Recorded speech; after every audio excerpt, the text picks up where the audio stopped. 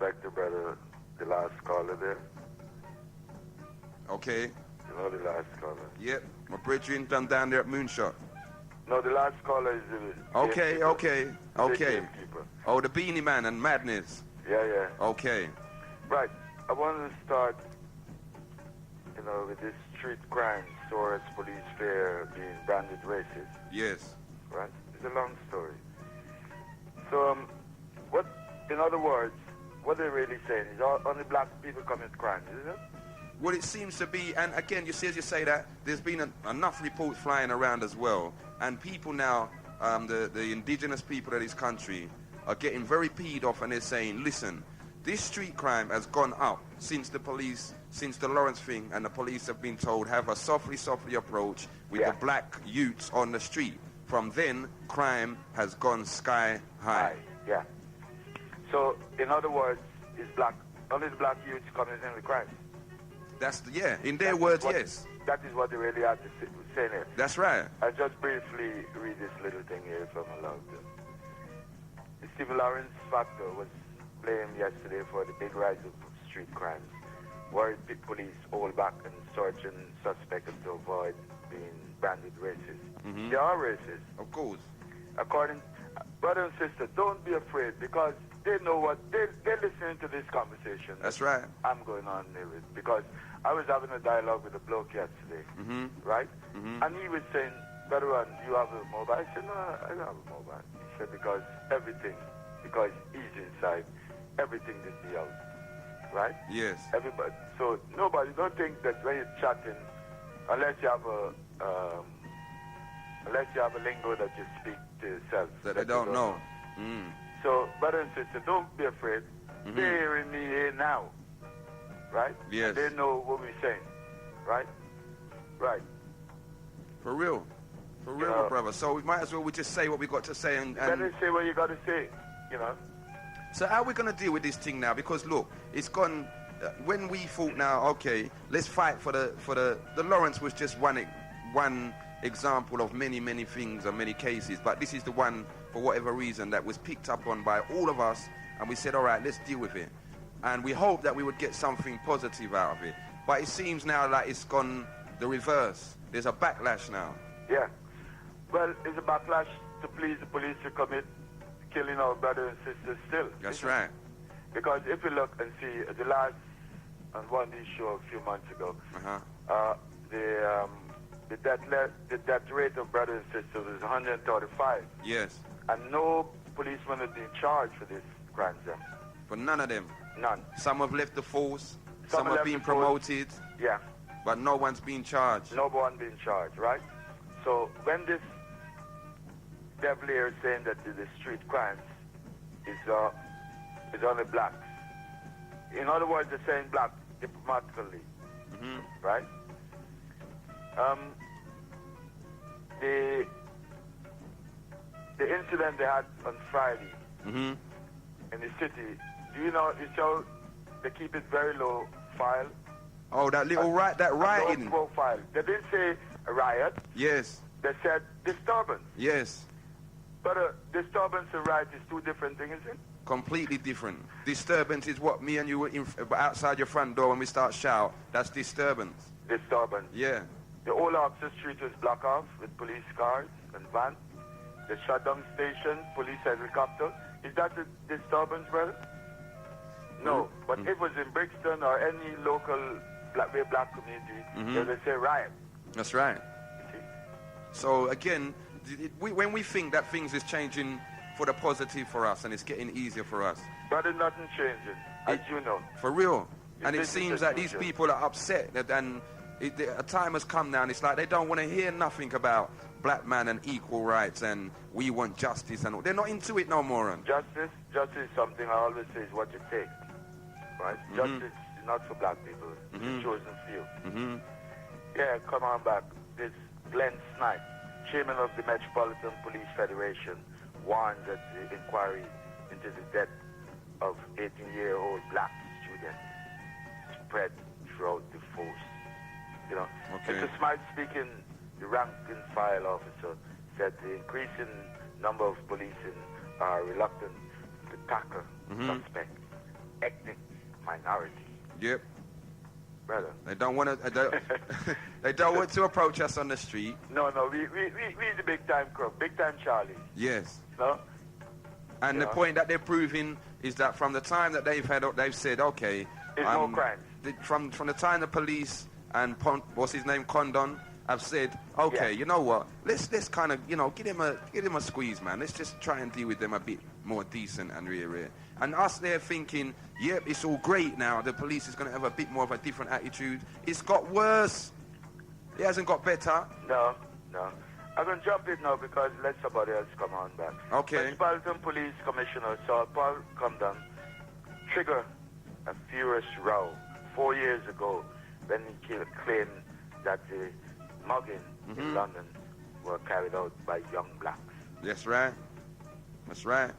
Well, they've gone a step further now because from a man saying, look, the street crime in England has risen drastically, and it has all come about since we adopted a softly approach with the black community. Yeah. So it's only we commit these crimes. For real. And before I left, brother, I'd like we have a silence about 12 o'clock for brother. This is Brother Pablo. Okay. Who, I think died last week or week week before. Yeah, for Brother Pablo. Okay. One of the great musician legends. For real. All right, brother, I'll get back to you. My brother, you take care, keep it locked, and I know I'm going to hear you again today. I have something all there late in the program to read, but among the black children being expelled from schools. All these things you have to bring up, brother. Yep. Because we have some of our black brothers and sisters still in coma, Uh-huh. And that's before right. I go, I must say, be strong, all brothers, Sister Anne, Sister Jackie, Big all up. them, everybody. Yes. I don't want to waste time, brother. Okay, my brother. All right, see you. You take care, and we're going to talk in a little while, see? Yeah. One love. Yeah. You all are hearing it there loud and clear. This is the People's Talk Show. This is the Genesis Radio 91.6 FM. And we had Brother Ron there talking to us from the Southeast 15 region. What do you all think, huh? He's still bringing to us some of the greater problems that's facing us as a people, as a nation. Now look at this. We're coming to the close of the 90s, We're coming into the millennium. And you mean to say we're going to go into it still asking all these questions, still facing all of these problems, and it's getting worse, not better? Let's take this call. Good afternoon, caller. Yes, Commissioner. Yes, my brother. Yeah, man, a father cut, One love. What you saying, Father Cut? Yeah, man, you see, the boy just phone a while ago is a good Christian still, you know what I mean? Mm-hmm. And we're glad to show you this because them things that go on a long time, For real? Yeah, man, because you see, when I say if everything where black people do and things, if everything, if every crime done, if it's black people do it and things, it's a good Christian mass, you know what I mean? Yes. Because right now you can upset things and get out and still, and every little thing happen, I just, you know what I mean?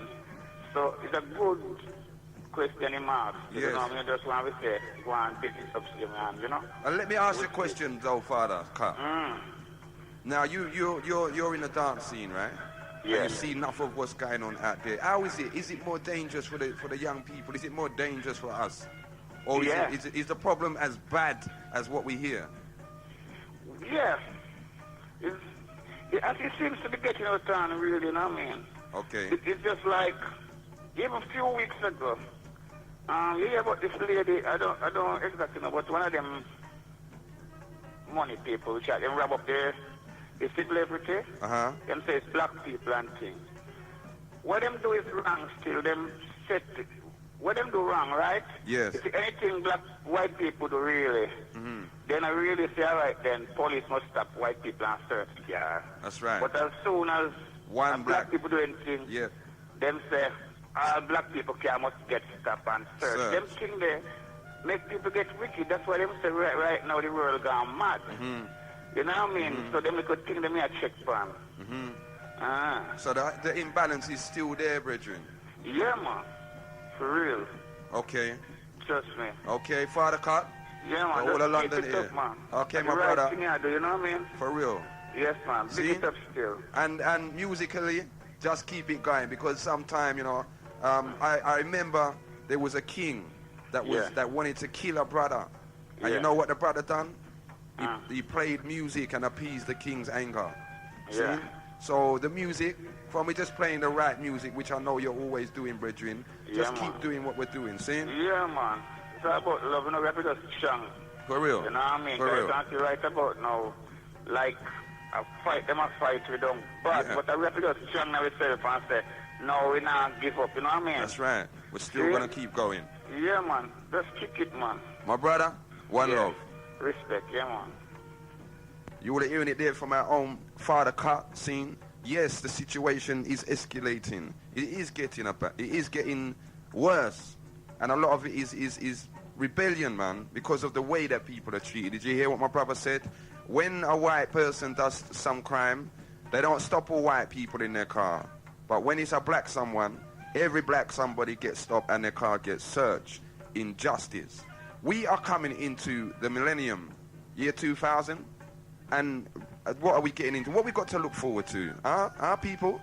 What have we got to look forward to? Is it getting better? Are you prepared to spend another decade fighting for the same things? Fighting and for the next how much years? It's the same old cry. Oh, we want justice. We want this. We want equality. We want that. We want this. We don't want our children to be expelled. Why are our people dying in police custody? Why is our young people in Moseley? How comes the suicidal rate for young people is highest amongst young black men in this country? Huh? You want another decade of that? Well, it seems, people are getting ready to celebrate this thing, the coming in of what? And what are we going to celebrate? What can we celebrate and say we achieved? What can we say? What have we done realistically? All right, we might say, oh yes, we had a big case and court case and has it stopped people dying on street? Has it stopped us killing each other? Has it stopped injustice from being perpetrated in every single facet of our community, from our little babies in the nurseries right up to our 100-year-old Betsy prayers? Huh? Every corner, under every rock, between every crevice of the black community or African community, there's problems. 07977884840. People's Talk Show. It's your time, London. Good morning, caller. You're in tune to Genesis Radio. Hello, Sandra from Peckham. Yes, Sister Sandra. How are you? I'm not too bad, thank you. Glad to hear. I'm so glad to hear your voice. That means that you're still out there in the struggle. Okay, and I'd just like to pick up Harvey for always letting me know that you're back on. Okay. And I just really want to say, can I say some thank yous to some people, please? Go true, sis. Right, we run the Saturday school up in Brixton. And I'd just really like to say thank you to the teachers, which is Stephanie, Annabelle, and Emma and Gary. And I'd just like to say that we've been open for 2 years now. We've been through a lot of struggles, but they're still there. And I just want to pick up the children as well, because they're showing that, this is a generation that, are going to go forward. I feel that they are going to go forward. And the main thing that I think that helps them through this, situation that we are living in is black history. I think that they're taught to respect themselves and their elders, and they're taught, not know negative things about, the slavery and all that. Even though they know about the slavery, they're taught of all the positive things that the Nubians have done throughout the whole of the century. So, I just like to see a lot more black schools, Nubian schools, up and running, and I think that, we can achieve. For real. For real. Even though I don't think that we've achieved anything for ourselves, we've achieved everything for everybody else. So tell me, sis, because I've heard, this is something else, right? We now, out of necessity, as you rightfully said, how long's Saturday school been going? 2 years? 2 years. Okay. Out of necessity, the black community, the African community, saw it was necessary to open Saturday schools all over the place. You know what the government is? I heard a debate last week, a government debate, and they now want to bring Saturday schools under the remit. Oh, don't. Yes. Oh, that's what they're discussing now. Bringing all Saturday schools under the remit of the so-called government or the education authority, etc. So they're trying to... That's right. Well, I'm going to have to phone Menka and, you know, because I haven't heard this. Yeah, you know. find out some more. Definitely is a worry, you know. But as I was saying, I'm putting it down to the parents, you know. A lot of it I'm putting down to the parents because, like I said, my sister's got an 18-year-old child now, and even though through his life he's been rebellious, they've managed to keep on speaking to him all through his life, you know, and, you know, they don't such as search his room, but they make sure that they have some understanding of what's he got there, what's he doing, and, you know, and it really, and now, you know, he's 18 and he's doing so well. It helps in his personal development, innit? Definitely. Right. You know, and I want to big up my sister Pat and Russell because they've done an excellent job. Okay. And what's the name? What is the name of the Saturday school? It's the Next Generation. The Next Generation Saturday School. Yeah. We want to say extend a heartfelt hug and extend our love to all of the staff and to all of the children down there and to all of the parents that support it as well. That's right. You all just keep it going. And not just for our Saturday school, but for every Saturday school because out there. the most important thing is history, and we're learning our history, you know. And from you learn your history, you love nobody but yourself. That's right. And you learn to respect others. That's right. You know? And you have a sense of value about yourself as well. That's right. Because you know what your people have done and where you're coming from. That's right. And for any parents out there that's considering sending their children to Saturday school, make sure it is a Saturday school that does teach our history.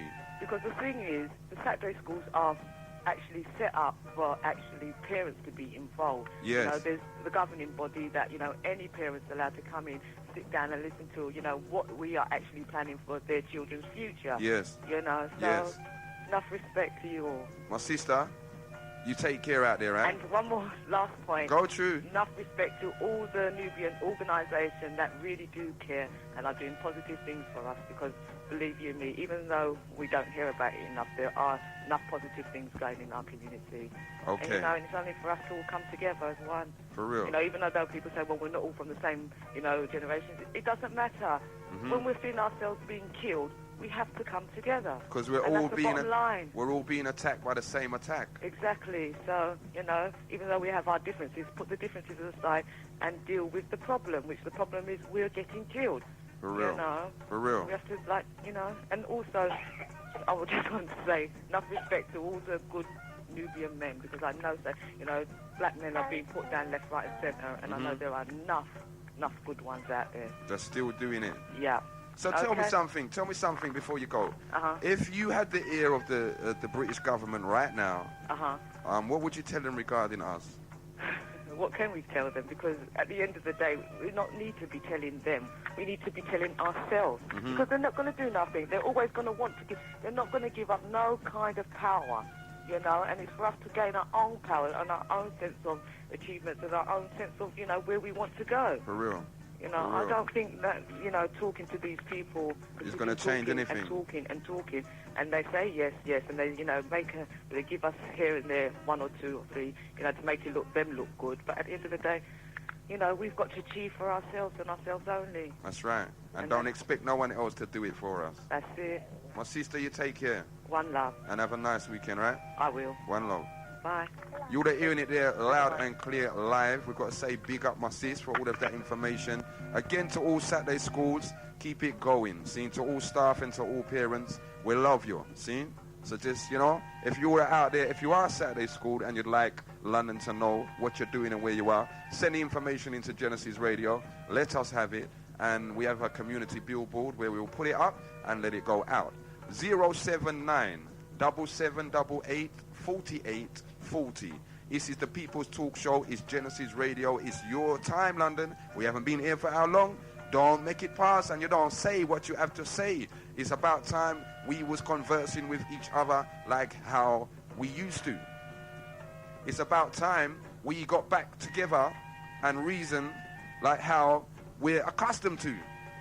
It's about time we met, had meetings, and talked about the issues that affect all of us.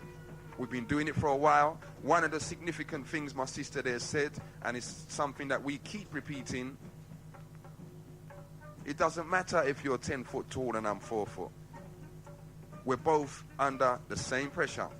Has the world gone mad? This is a question to be asked and taken seriously.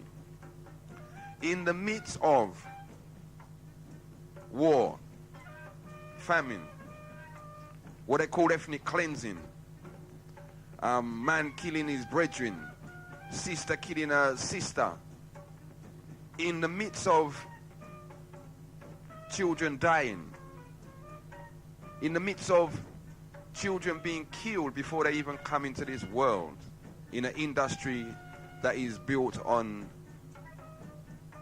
blood, basically.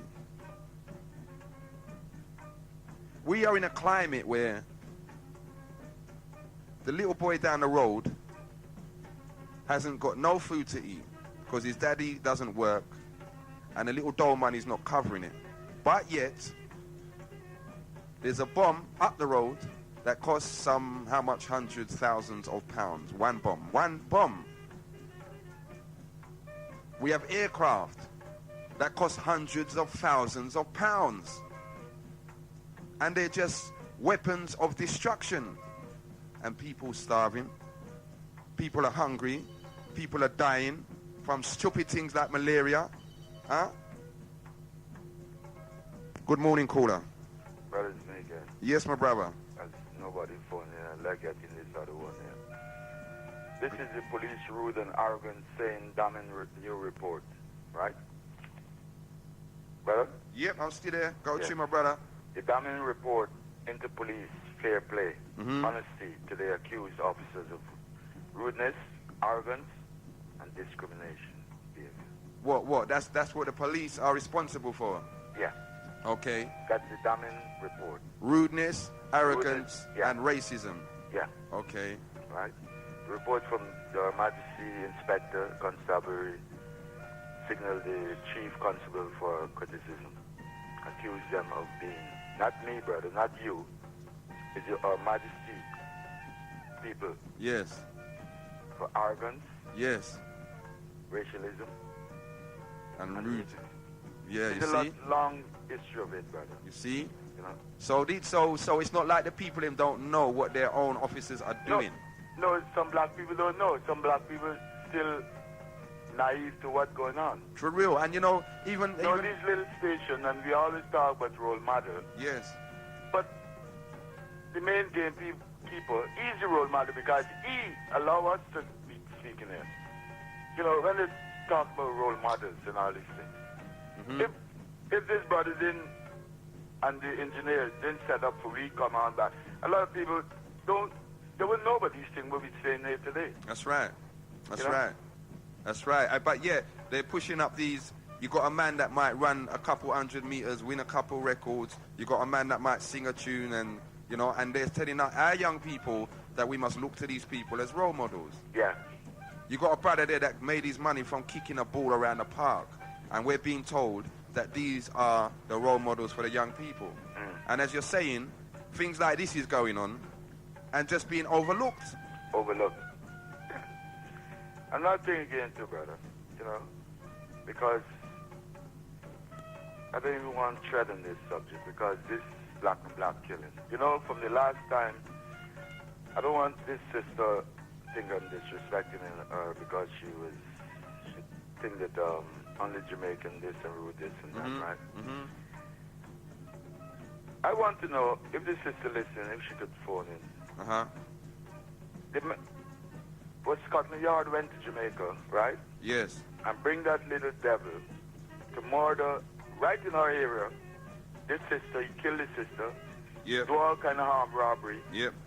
Leave this sister with either one orphan or two, and still let this sister have the audacity to criticizing you and the last talk show. That's right. From since then, I hope this sister that she could bring up and she had a good outlook and see how many people, how many black brother and sister died from that last, I think it's either 8 or 9. Yep, from that last encounter between Scotland Yard and these mad people. All these things I want, you know, it might be irrelevant to some people, it's relevant to me. Of course. Because it does, It does rise, and a whole heap of questions, you know, my brother. If these people are still bringing in murderers into our community, if they're still doing it, then... Yeah, they're still doing it. And another thing, this brother drew my attention this week. Brother, where are these brothers then getting guns from? Isn't it? You think it's the police giving them? Because I don't understand where so many guns. It's coming from. See? Especially in a society like this. And this police officer to say, oh, just like what they say, this last brother, I don't even like call his name, oh, we come up to a wall of silence. Yep. I think last week in some club too, shooting just because somebody jammed somebody foot or something. And they come up against a wall of silence again. Yeah, my brother got shot in his ankle. Yeah. Yes. But you see... And when the police come, you know, nobody was there, you know. That's right. But you see that question that you just raised, you know, about where are they getting these guns from, brethren? It's a serious thing we have to look at, because we've had what? The last most famous one was with Ian Wright, gun amnesty in Brixton. Remember? Yeah. Collect the guns. Bring in your guns. We won't charge you or nothing, but just bring them in. And as you're saying now, it's like there's more guns out there. More guns. So it's like the police collected these guns to turn around and sell them back to the same bad boys to come back again and do the same thing. It's amazing these guns are, you know, what's on the street. That's right.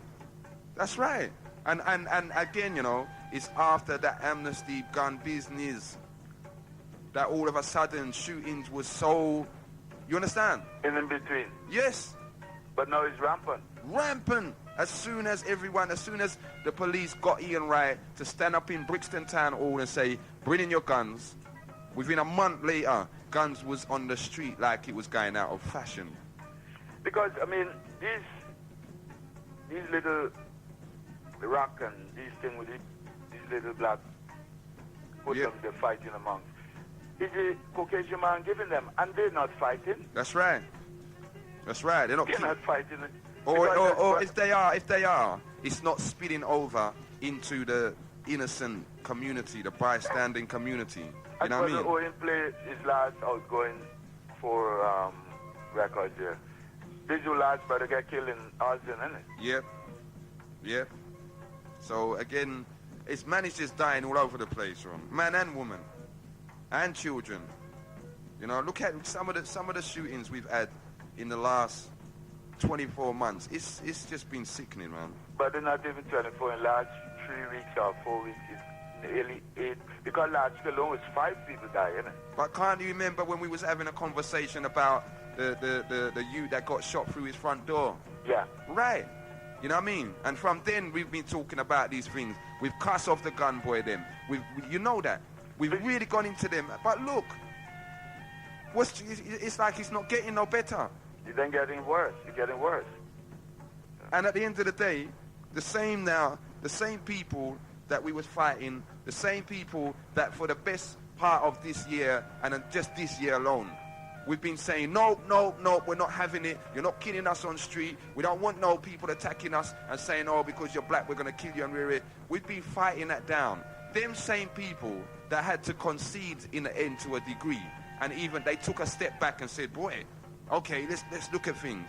Now they're looking at us and they're saying they're the same old nigger savages they always were. They're killing out each other. We give them a little space. Look at them. And you see what the police doing after they done slay one another. The police come in and just clean up. Clean up. That's right. And they're not looking to clean up for the murderers. No. You know what I mean? Because when they come, they say, "Oh, we meet the wall of silence." Yes. You know? And so that you want to tell me nobody don't know who these little hoodlums is? Right. And that now, even if that, supposing that isn't true, supposing all of these crimes that happen, man has come or man has contacted the police and said, the police have got a great reason or excuse, or as you said, they use a certain phrase, a certain wording, that just, again, after the crime has been perpetrated, someone's laying down dead, as if that's not bad enough. On top of that, oh, the black community, we met a wall of silence. Yeah. So all around, we're looking like a big joke. Big time joke. Big time joke, brethren. See, there again, these 5 little hoodlums, who killed Brother Lawrence, right? All these gunmen, they don't go in that area, isn't it? That's right. And many things more happen in that area. That's right. Up to last week, I was reading something else is going on up there in the Eltham Welling region. See? And this is one thing that many of us have asked this question. I know you have, because we've sat down and reasoned it. But many people is asking the question, if you gunman out there is so bad with your 6-shooter or whatever it is you got, how comes you're not going into these areas? Because you go out there looking for trouble, okay?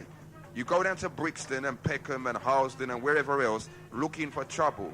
Go to Eltham and Welling and Bexley Heath. Eltham is. They don't know. No. Well, we can give them a map, you know. We can let them know where it is. Eltham is behind Lewisham. If you go to Lewisham, you'll reach Eltham, you'll reach Lee, then Eltham, you'll reach Welling, you'll reach all of them places there. Where it's there's a place in Kent called Black Fen. Go down there. You understand? Where it's bare skinhead. And talk to them man there with your gun in your pocket. Don't come amongst your own people and try and intimidate us. We've been intimidated for hundreds of years. I don't think they realize, bro. I don't think they do, you know, brother. I don't. Because it's very sad. And, you know, as the brother said, that the world, nothing wrong with this world. It's the people in the world. It's the people in the world. This world ain't gone mad. Because when you look at it, the sun is still shining in the day and the moon is still shining in the night. Yeah, it's the people. Right. And it all boils down to, I don't know. For real. Anyhow, brother. For real. Yeah, well, brother, I hope you inspired some people to phone in and they can phone, you know. For real. You know, well, maybe the word's just going around now that we're back on the air, see? Yeah. So we'll see how it goes. And before I go, brother, I want to say to Brother Cooley, right? How is it you never phone me? And you too, brother. I never phoned. This year. And Brother Cooley, give me a ring. Who win the European Cup? Who win the FA Cup? Who won it? Who win the Champions League? Over and out, brother. One love. You were hearing that again, Diddy Cooley, you hear that? Brother Ron said give him a bell, man. He said that come you never phone him, and me as well. Seen? Now, 07977884840. Has the world gone mad? You hear Brother Ron there. He said, it's not the world that's gone mad. It's the people in it. Let's show you some madness. Let's show you some madness, London. Huh? A man comes and says, I want to help you all. See? He says, I've got some information for you all. He says, you need to hear this. This is madness, you know. And before the man can tell us the information, the powers that be, the people that sit above our head, said, you know what? Them people down there, they do not need to hear that message. They do not need to hear it. Now, they have no interest in the people that they sit above, or that sit, or that they, yes, they don't have no interest in the people that they sit above. But they're saying, that brother there, no, don't let him talk to them. Even though they're family, even though they're blood, even though they know each other inside out, don't let them talk to each other. Don't let him into your house. If you let him into your house, I'm telling you, mark my words, it will cause problems. You all know I'm talking about. The Minister Farrakhan, one of many of the black community's leaders, whether you like him or whether you don't. But that's not the issue here. We're still on the madness of the world, you know. 07977884840. That's not the issue here. The issue is you're being told who you can talk to. You're being told who you can mingle with. And not me individually, not you individually, but imagine the whole of us as a nation on this little dot of land are being told who we can talk to and who we cannot talk to. And I'm going to say again, for the government, for those listening, for the powers that be, if you can sit down around the negotiating table with man that bomb mainland Britain, as you call it, bomb other place, still carrying out punishment beatings, still doing a holy of whatever, and you sit down with these people, and you come to an agreement with these people, and you negotiate with these people, and you all are working out a settlement with these people. We haven't done that. We're not bombing no one. We're not putting our finances together to buy Kalashnikov rifles and We're not doing that. So what is it? Has the world gone mad? All of a sudden now, well, not even all of a sudden, but it appears as though you and your brothers can talk, you and your family can talk, but you're telling us and our family mustn't mix.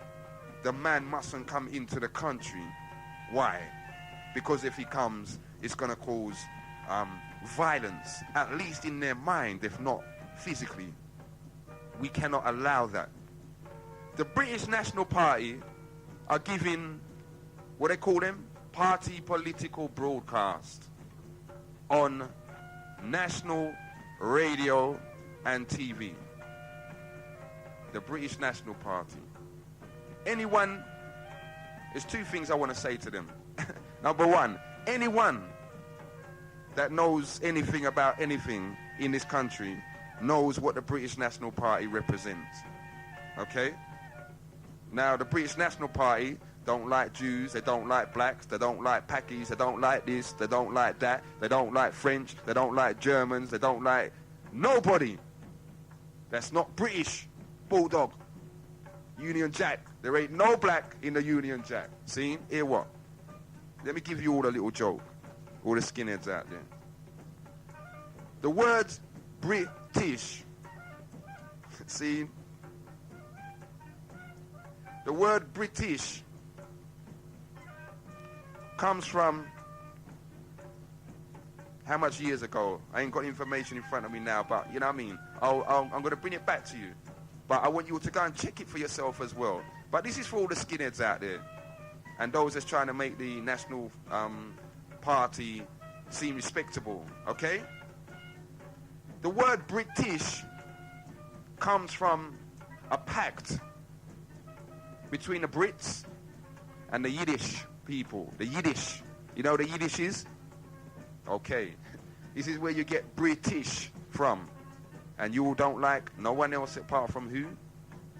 You all don't even know the history. You don't even know the history of what you're promoting. You all don't even realize the same thing you say you hate is the same thing that you're promoting. See? You all say Hitler was a good rear. Because we hate the Jews. But you're promoting them. You're British. You're the British National Party. So that's why it's a joke. When you hear black man and black woman, African man and woman, okay, we may have been born here. We may know here and nowhere else. But I've heard so many people say, boy, well, the Nubian was controlling the whole of the earth at one stage. What if we was controlling the whole of the earth at one stage? Why stay somewhere and we're getting treated in such a bad manner? 079 77884840. Millennium is coming. Let's have a look internationally. The black man, the African woman internationally. America. Who is more prone to gunshot death in America right now? I'll give you one guess. Who is prone to the drug situation in America right now? I'll give you one guess. Who's having babies without no daddies around? I'll give you one guess. This is America. Let's go Brazil. Brazil reckon they got a problem with what they call the street children. A few months ago they rounded up a whole heap of them and killed them. The police in Brazil. Huh? You know what colored on children are? Do you all know? I know there's enough people out there that think, oh, Brazilians are these kind of Latin people with rare. Wake up. All black. Let's go to the continent. War here. Where? Sudan. Slavery still in existence. Women and children being sold, being stolen and put into slavery. AIDS is rampant, killing out thousands of people a month in the continent, crippling economies, wiping out all of the young people, all of the workable people between the ages of 18, say, and 30 something. Bam. This is the black community, you know. This is the African race. This is not the race according to Brother Ron, sorry. This is the plight of the African nation. World nation. Let's go a bit closer to our shores. France, Germany, Italy, Spain, Sweden. Is the black man's plight there any better? Is the African woman's plight there more reasonable? You think so? Okay. London.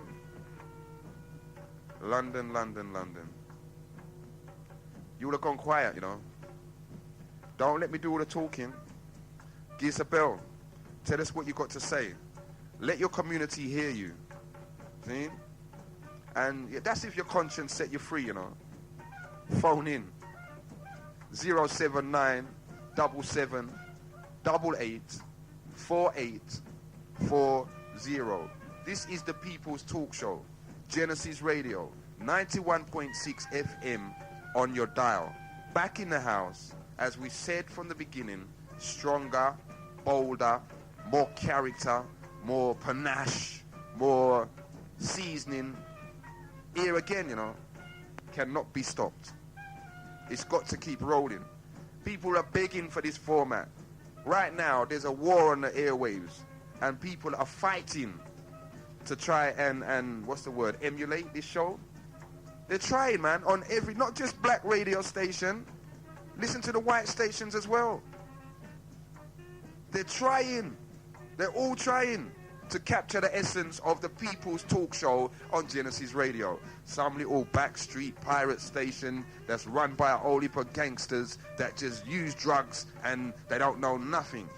This is what they would have people believe. Well, let's say it so that you all know. And for these, some of us that's got the little snotty attitude and think, oh, I'm not listening to Genesis Radio, so they're going to sink because I'm not listening to them. Wake up. Genesis is world known.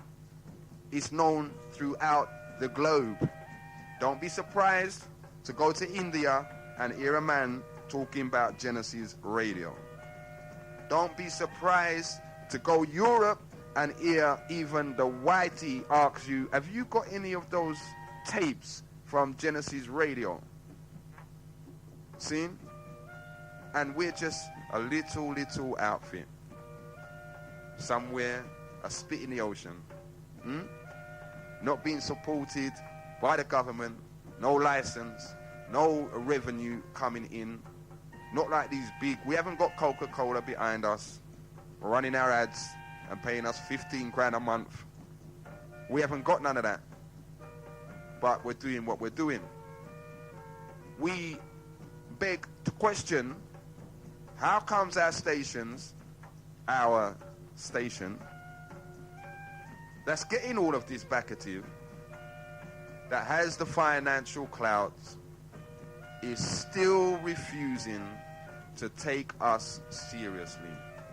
Okay, you all have tried, you've made an attempt at talk shows, it's still not landing, my brothers. It's good you're trying, listener, it's not landing. We cannot be taking serious issues and putting them in a format of a joke business. You're going to be talking about murder, or you're going to be talking about our children being attacked, or our children being expelled and excluded from the education system, and you're going to make it into a joke. Huh? There is a time and a place for everything. And if we as big people don't know there's a time and a place for everything, then our children are in problems. Forget us, our children are in problems. 079 7788 4840. We have some people in our community, you know, and it's got to be said, run up their mouth, got all the talk. There ain't nobody out there that's soldiers like them. Them are the roughest things since rare. And when push come to shove. For real, you know, London. When push come to shove. Let's take this call. Good afternoon, caller. Oh, hi. Good morning. How are you, my sis? All right, thanks. Okay. What's your name? Where you calling from?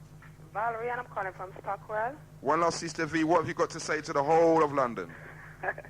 Well, this gun violence, it seems to me like it's a form of ethnic cleansing. Here in England? Oh, yes. It is a form of ethnic cleansing against black people, black and black violence, yeah? Okay. It is ethnic cleansing. And is it always black and black? Because if Lenny Henry and Eddie Murphy can look like a white man, yes, you don't think a white man can look like a black man? Yeah? Yes. Makeup, and then we say, well, a black kill black. So we have to actually question if it is even us killing ourselves. That's right. You know? Yes, for real. Well, I know a lot of people have considered that as well, you know. Mm-hmm. But don't you think that the situation amongst us is bad, sis? Yes, it is very bad. When you got, as you hear the brother say,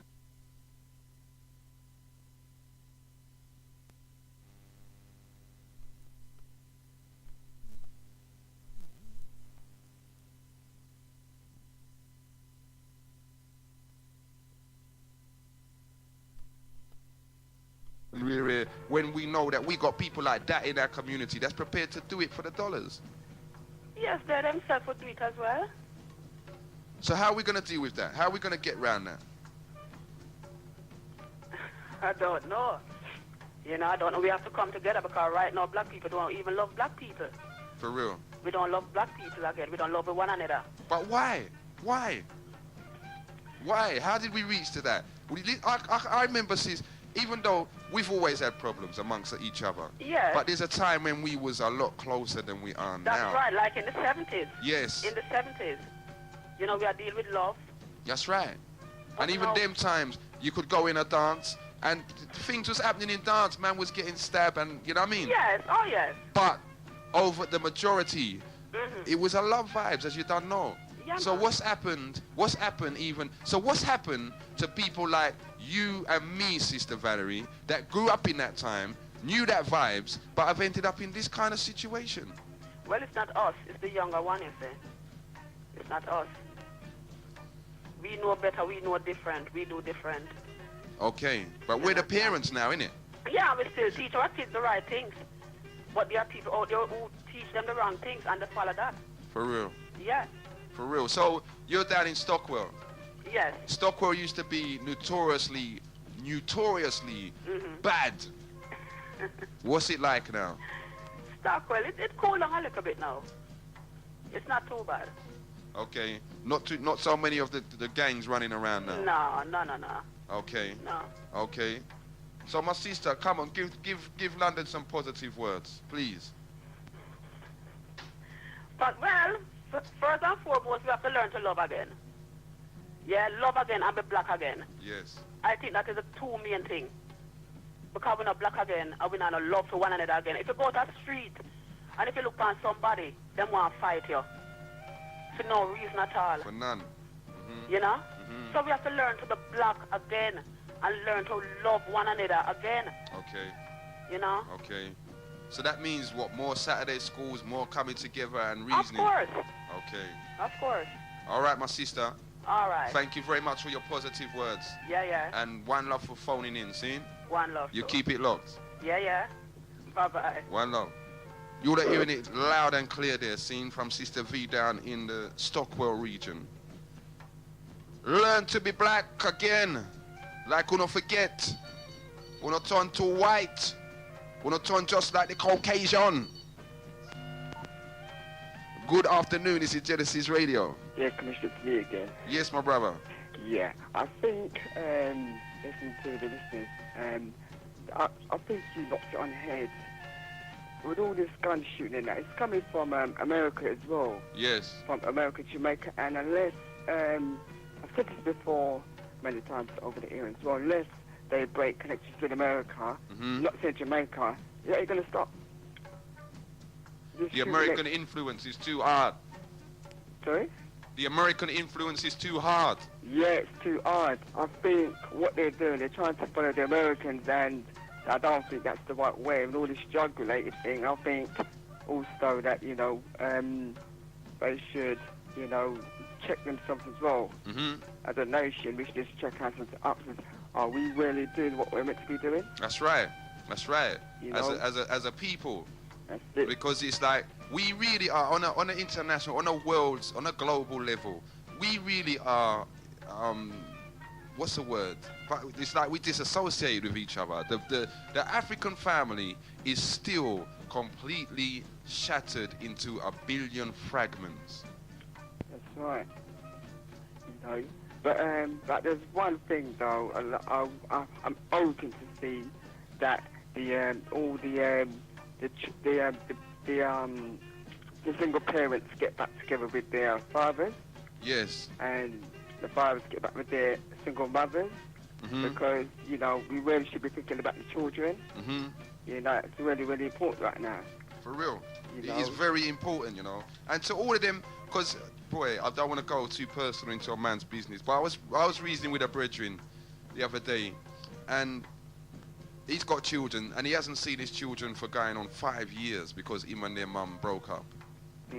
And they live literally, if he spits out of his window, he will land on top of their house roof. Now this is a situation that's happening all over the place.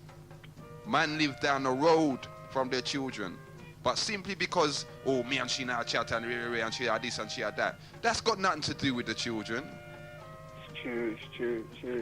Basically, if the man's got the problem, they should sit down and talk it out really truly. And stop all this negativity. You understand? Because at the end of the day, for all of you out there that may be in this situation, at the end of the day, it's the children that's going to suffer. That's right. So if both parties say, as you hear parents say, oh, I love my children, well, if you love them, deal with them correct. That's right, because even though, like you said, we come up to the year 2000, that's one thing I'd like to see, all the single parents get back to their partners and try and reason it out or something. Yeah. Yeah, for real. Or even if they're not going to get back together, be amicable towards each other, man. For the children's sake. You know what I mean? We have to start, I think, you know what? Maybe we need to start our own Millennium Drive, our own campaign, and make it the Millennium for the children. And just forget all of these big people and just concentrate on our children, because they're our future. I don't know, many of us, brethren, we're fighting now. But some of the changes that we're fighting for, at the pace we're going now, I don't know whether we're going to see them changes. That's right. That's the other thing I'm doing now. Is it going to change or is it not going to change? Because there's obviously not enough of us are on the ball for it to change as quickly as it is supposed to. That's right. You know what I mean? Right. So other than that, I know that you're a firm believer in that, it's the children. For real. I'm just saying basically to all the single parents out there, you really have to check yourself and really truly think about the children, and also all those that are on the drugs and that, better, it don't make sense. Yep. Because at the end of the day, there's no point in following the United States and all them other countries, because at the end of the day, you're living in Britain, as we would call it. That's right.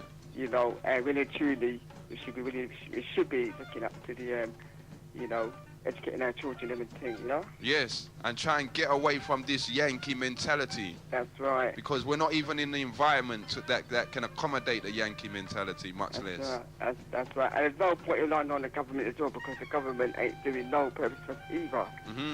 So we have to do it on our own. But like I said, unity, strength. That's right. We've got to stick together. For real. And just deal with it together.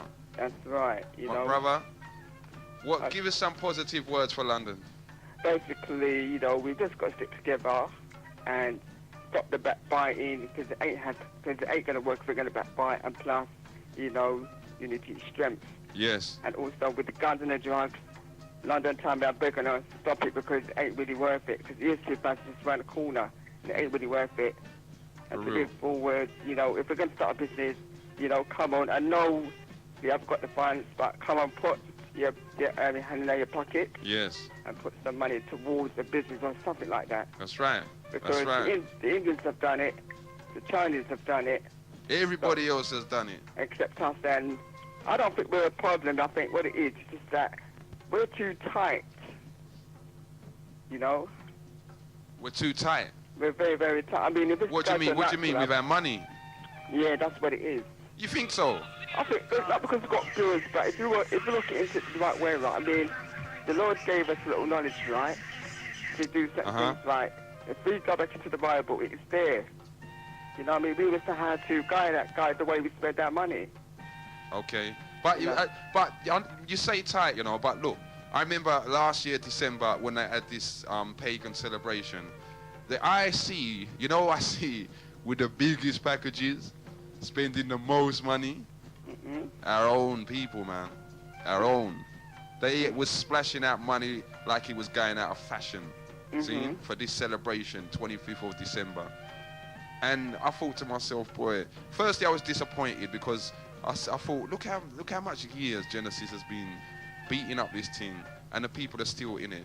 And the second thing that made me feel despondent was the fact that the amount of money that was being spent by some of our people, see, if only they could redirect that money into something positive. That's right, yeah, that's what I was, you know. Something long term, something that's got longevity. Permanently. You know what I mean? Yes, yes. But it's like, we're not looking that far ahead, my brother. We're not, you know? Yeah, you know, that's what I've got to say, really. Okay. I'm hoping that we can move forward, you know? Okay. Okay. Big up for that. Okay, bro. Keep it locked. Yeah. One love.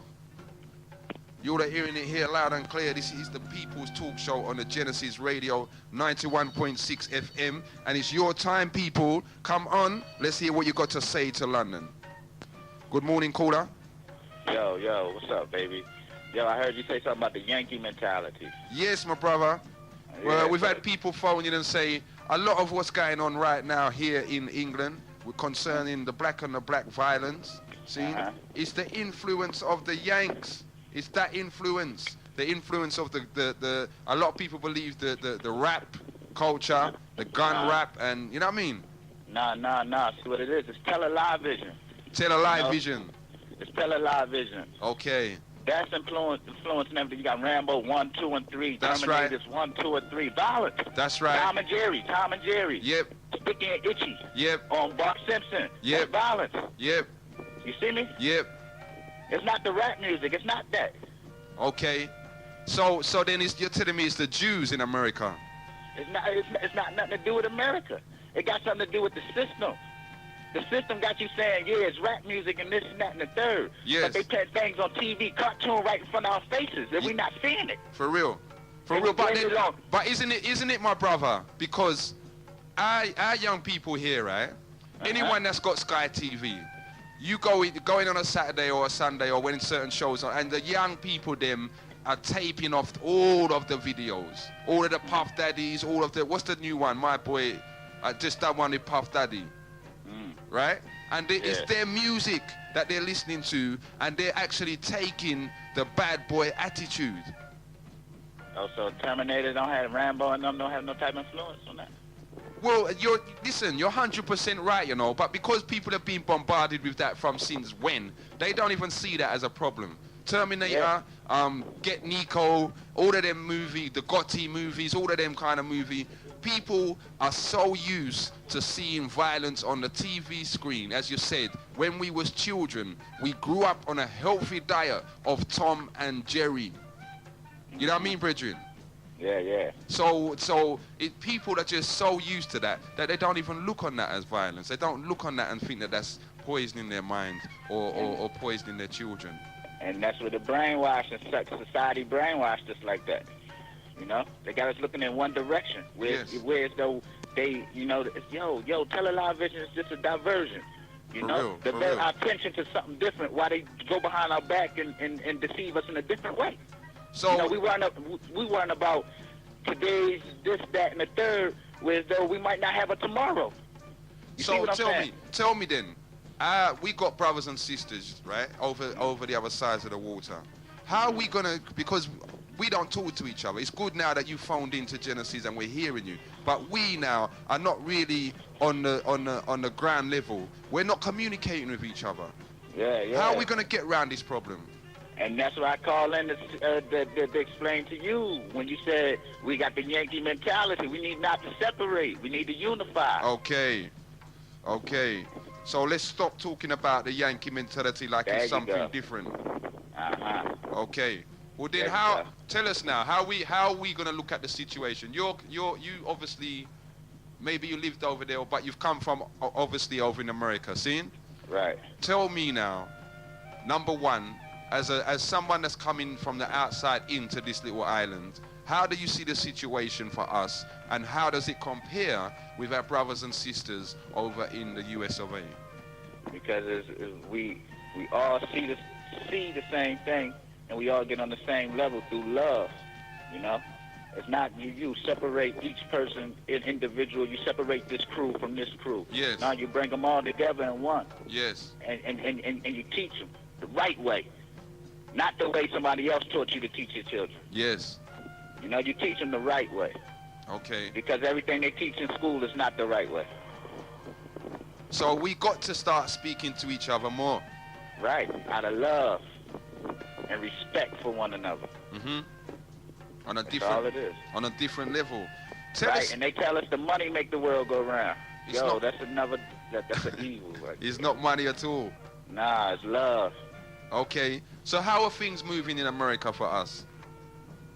Are our brothers and sisters in America ahead of us in this struggle?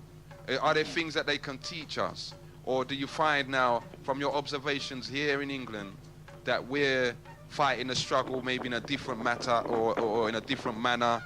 Or what's the situation? From where you're standing here, you've got the what would you say? You've got the fortune to see both sides of the coin. Right. So sum it up for us. Let London hear.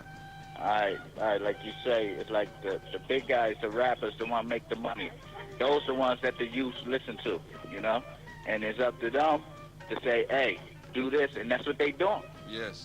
You hear the music that they making, not all of it is bad music. That's right. You listen to Jay-Z, Hard Knock Life. Listen to the Cook. Mm-hmm. You know? Mm-hmm. The children singing in struggle, but in a nice tone, you know? For real. It's all love, man. So, we just got to listen to each other more. One more thing I want to ask you. What's that? What from here? Okay, you see, like now we got Jay-Z, we got other music, hardcore, not just hardcore rap, but hardcore conscious music coming here from America, see? What are the Americans listening to? What is the influence of us over there for our brothers and sisters? I can't tell you that. None really. So they don't really know about us. They don't really know what we're doing here. Not really, unless they come. Okay. You know, some people in America don't even have a passport, man. Yeah, I hear that. I hear that, my brother. Some people don't even know how to get a passport. I hear that. So, yeah. So again, you know, for the young people, let them know, because there's a lot of young people out there, Bridget, and even a lot of old people that feel America is way ahead, America's so advanced, America's the future for us, and all they want to do is get out of England, get out of Jamaica, get out of Barbados, and go to the US of A. That's wrong, though. That ain't the place to be. Why? It's not the place to be, man. Look at it. Look what's going on. Look what's going on. Yo, man, that's not the place to be, man. You see what's happening. The blacks don't have the same right as white. It's all around the world. It's not just, see, we separate America and England and this place. It's all one. It's all the same. The same fight here is the same fight there, but it's in a different way. So then we got big problems. What? The problems ain't start yet. They getting bigger. Okay, my brother. Bigger. My brother, give us a positive message, please. Love and respect, man. That's all. You take care. You too. Keep it locked. Yes. Okay? Yeah, one love. One love. You all are hearing it loud, live and clear. We got family from over the waters phoning in and telling us, you think America's some joke? You think life's sweet? Okay. Okay. You got some man in America, I heard, that don't even know how to apply for a passport. You think America sweet? 07, what do you think? 977-884840. This is the People's Talk Show. It's Genesis Radio. You know what it is. It's the Big G1. It's on your dial, and it's your time. Make it count, London. Let everyone hear. See? Sometimes I hear people say, oh, you phone in on the radio, and look, why these black people discussing their thing out in the open. Sometimes you need to discuss it in the open. Make your enemy hear it as well, so that he hears the pain. And he hears the works of his own hands. Because these people are not fortunate enough to sit down and really take in the works of their hands. Good morning, caller. You're in tune to Genesis Radio. Okay, caller, you're gone. Try again. 079 7788 4840. That's 079 7788 4840. Your time, London.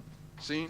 Now, whilst we're waiting for the phone to ring, and we're discussing some of these issues here, and if there's anything else that you think is imperative to bring to the community, then give us a bell, because it's your time, it's your radio station. This is the people's radio station. This is the people's talk show. This is the people's time. So we're just going to go into it.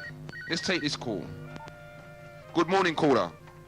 Good morning, brother. Good Alaikum. How are you, my sister?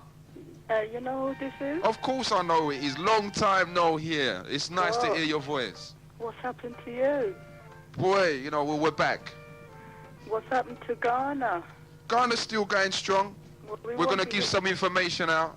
Oh, okay. Well, I just want to talk about the shooting and the killing and stuff like that. Okay. And a lot of although we blame a lot of the killing and the violence on the brothers, a lot of the sisters, especially the younger ones, them are cause of it as well. For example, I know there was a killing a few weeks ago, not far from where I live, and as a matter of fact, I know that the boy that got murdered, and that was caused by a young girl. She started it off, you know, she was seeing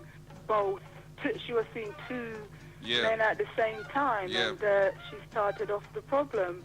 And the way in which a lot of these young girls now are carrying on, the way some of them dress, the way, you know, the way they, you know, the way how they're doing their hair, the way they're carrying themselves. Yes, a lot of it is to blame by the TV, because they believe everything they see on the TV. So we get back to this thing again, the lying TV. Yes, I mean, for example, there's this ad on the TV where they're advertising a black woman with a bleached blonde hair. Yep.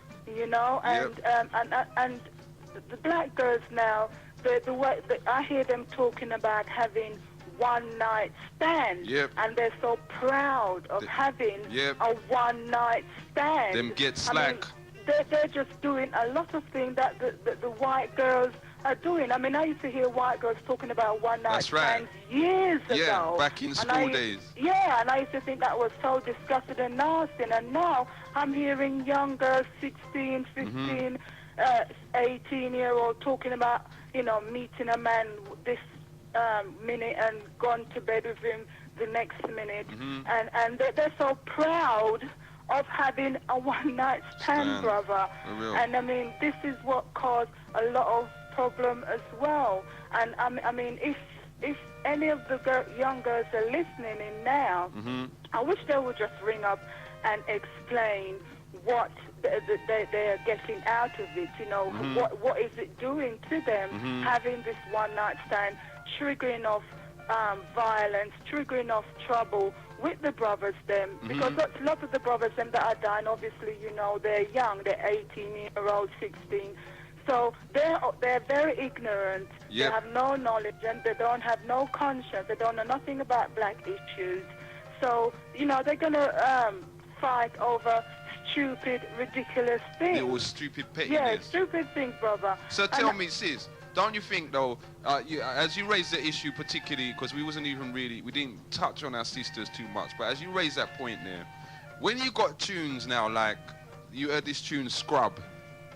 No, I don't really listen to music. All right, there's a tune out now, there's a very popular tune out now called I Don't Want No Scrub, sung by some girls. And they're saying that a man is sitting in his best friend's car, leaning out the window and calling to them, and they don't want no scrubs. Right.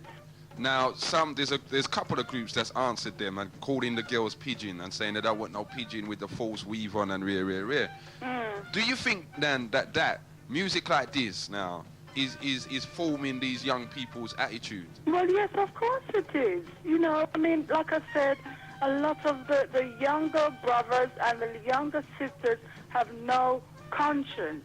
They have they don't have no knowledge about black history, about looking at themselves and respecting themselves. So anything, all these negativity that they hear, all these nastiness, they take it in and they believe it. You know, I mean, like, for me now, me's a big woman, and one day I was walking down the road, and I thought, yeah, man, Dahlia, you're looking really nice. And I really think I'm very, you know, attractive. And I don't want no one out there listening to think, oh, who she thinks she is. No, I'm a very conscious black woman, right? That's right. And I'm walking down the road, and I hear the brothers say, you know, and I don't want to hear none of those things.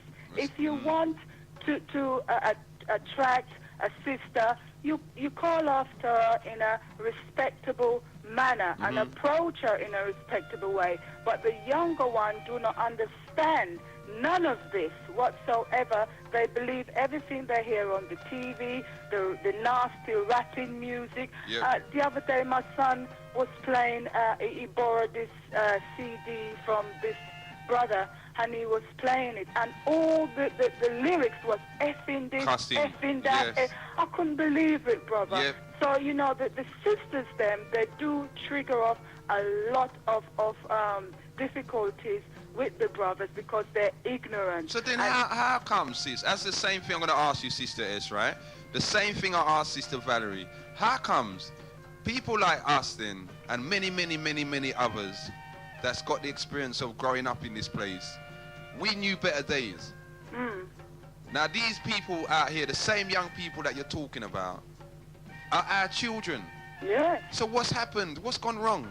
Well, brother, let me tell you, you know, we, the parents, we do advise our children. I know I do, and many positive, conscious black sisters and brothers out there do advise them. You know, we do our best to educate them. But you see, you know, when you're growing up, you feel very rebellious, and you never listen to what your parents tell you. And I'm sure if you remember when you were younger, that's right, your mom used to tell you, don't do this, don't do this. But you said, Sean, you know, take no notice. My one was street. My mother used to cuss me because I used to love being on street late at night. Right, exactly. Now it's the same thing that's, you know, that they're doing. You educate them, you do what you can, but they don't listen because they believe that the TV, the rapping music is right and nothing else.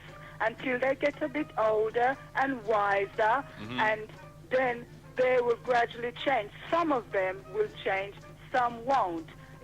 Before you know it, they kill each other, and then they're just like the brothers, I say, not far from where I live, were murdered over a 16-year-old sister. You understand? So we do our best to educate our children, but because they're in that rebellious age, 14, 15, 16, and so on, they're not going to take any much notice of you whatsoever until they learn certain lessons. They learn a lesson.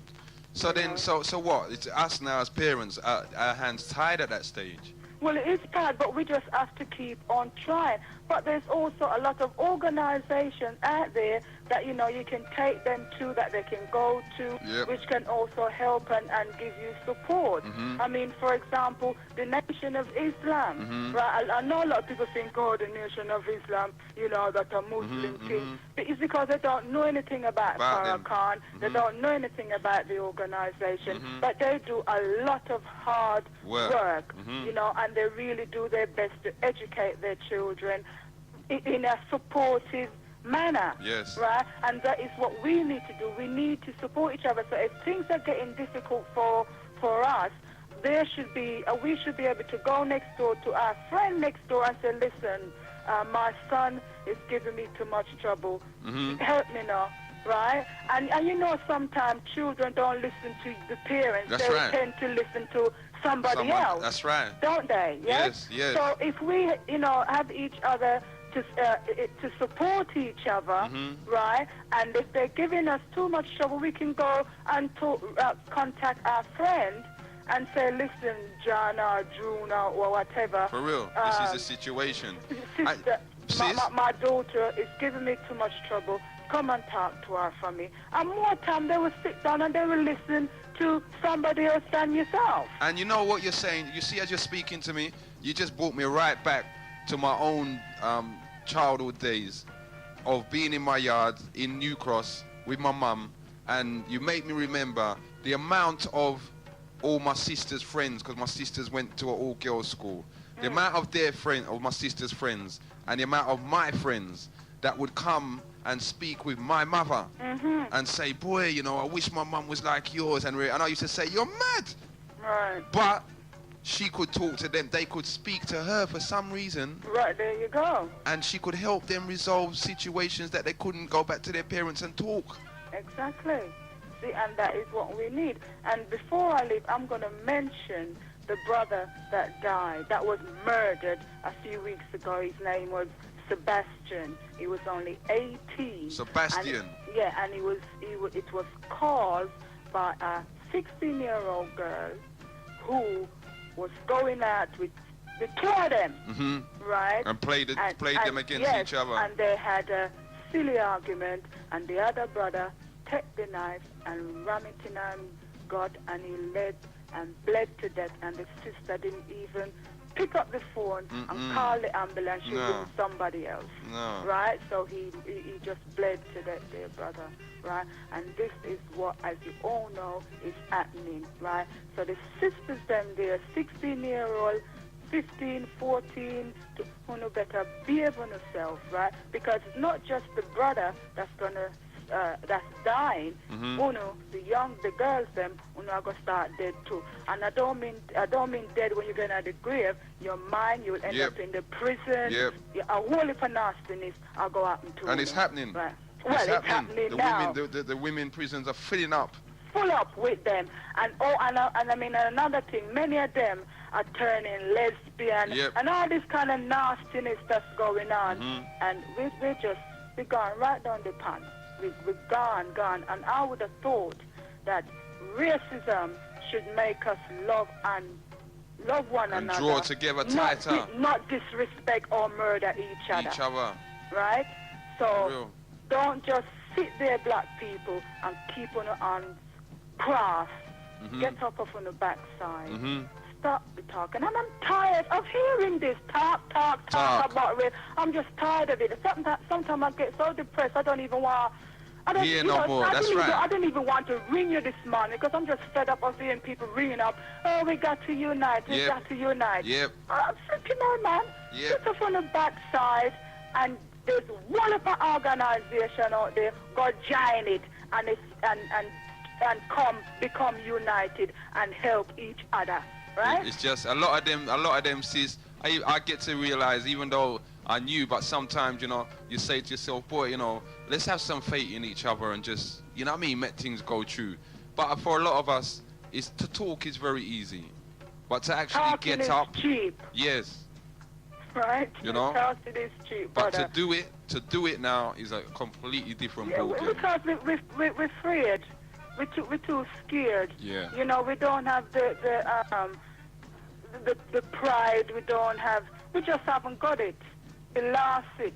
So do you think that the world has gone mad, or do you think it's just us? Look, listen, we are part of the world, and I'm more concerned about the black people in the world, nobody else, really. Yes. Right? And black people, we have gone mad, or we're going mad, but if we don't do something about it, you've had it. Yeah. This will be the end of we'll it. Perish. Black people. And I think all of you out there should go out and read books, because the book will inform you and educate you about what is about to happen. Go out there, go read and find out about things, right? Okay, my sister. All right then, brother. You take care. We've got a meeting today. So if you can't make it. What time is that, brother? 4 o'clock. Okay. Okay. But it will be discussing all of that business in relation to Ghana and etc. etc. Yes, brother. All right, my sis. Okay then. You take care. And we'll speak soon. Assalamu alaikum. One love. You would have hearing it there loud and clear from one of our sisters out in the community. Is it in the Southeast 13 region thereabout? Seen strong. We need more positive sisters out there, and positive even in the manner to be able to say, you know what, brethren and sistren, our black sisters, our young girls, they're causing a problem as well. They're not flexing right. They're playing man against man. They got certain attitude regarding their race, their nation, regarding their history, regarding themselves and their whole culture and existence. They are lacking. Is it partly down to us as parents? We're the generation of parents, you know. I don't know. I know there's a lot of our listeners that's bigger than myself and bigger than enough of us. But generally speaking, Genesis generally are the kind of age group that we grew up here, we don't know it. We went through it from nursery school right through. And now we have children out there in the community. So most of us are parents. Is it our fault why these young people are the way they are now? Have we been too liberal with them? Some of the things our parents done with us and to us, having come from the old colonial system back home. Were we too liberal? Is it our fault that things have reached this stage? We have 16 or 17-year-olds walking around on the streets that cannot read or write, but have got a baby, have never had a job in their life, but have 3 baby mother. 07977884840. People's Talk Show is your time. Give us a call and tell us what you have to say. My sister said also, the talk, she's tired of that, man.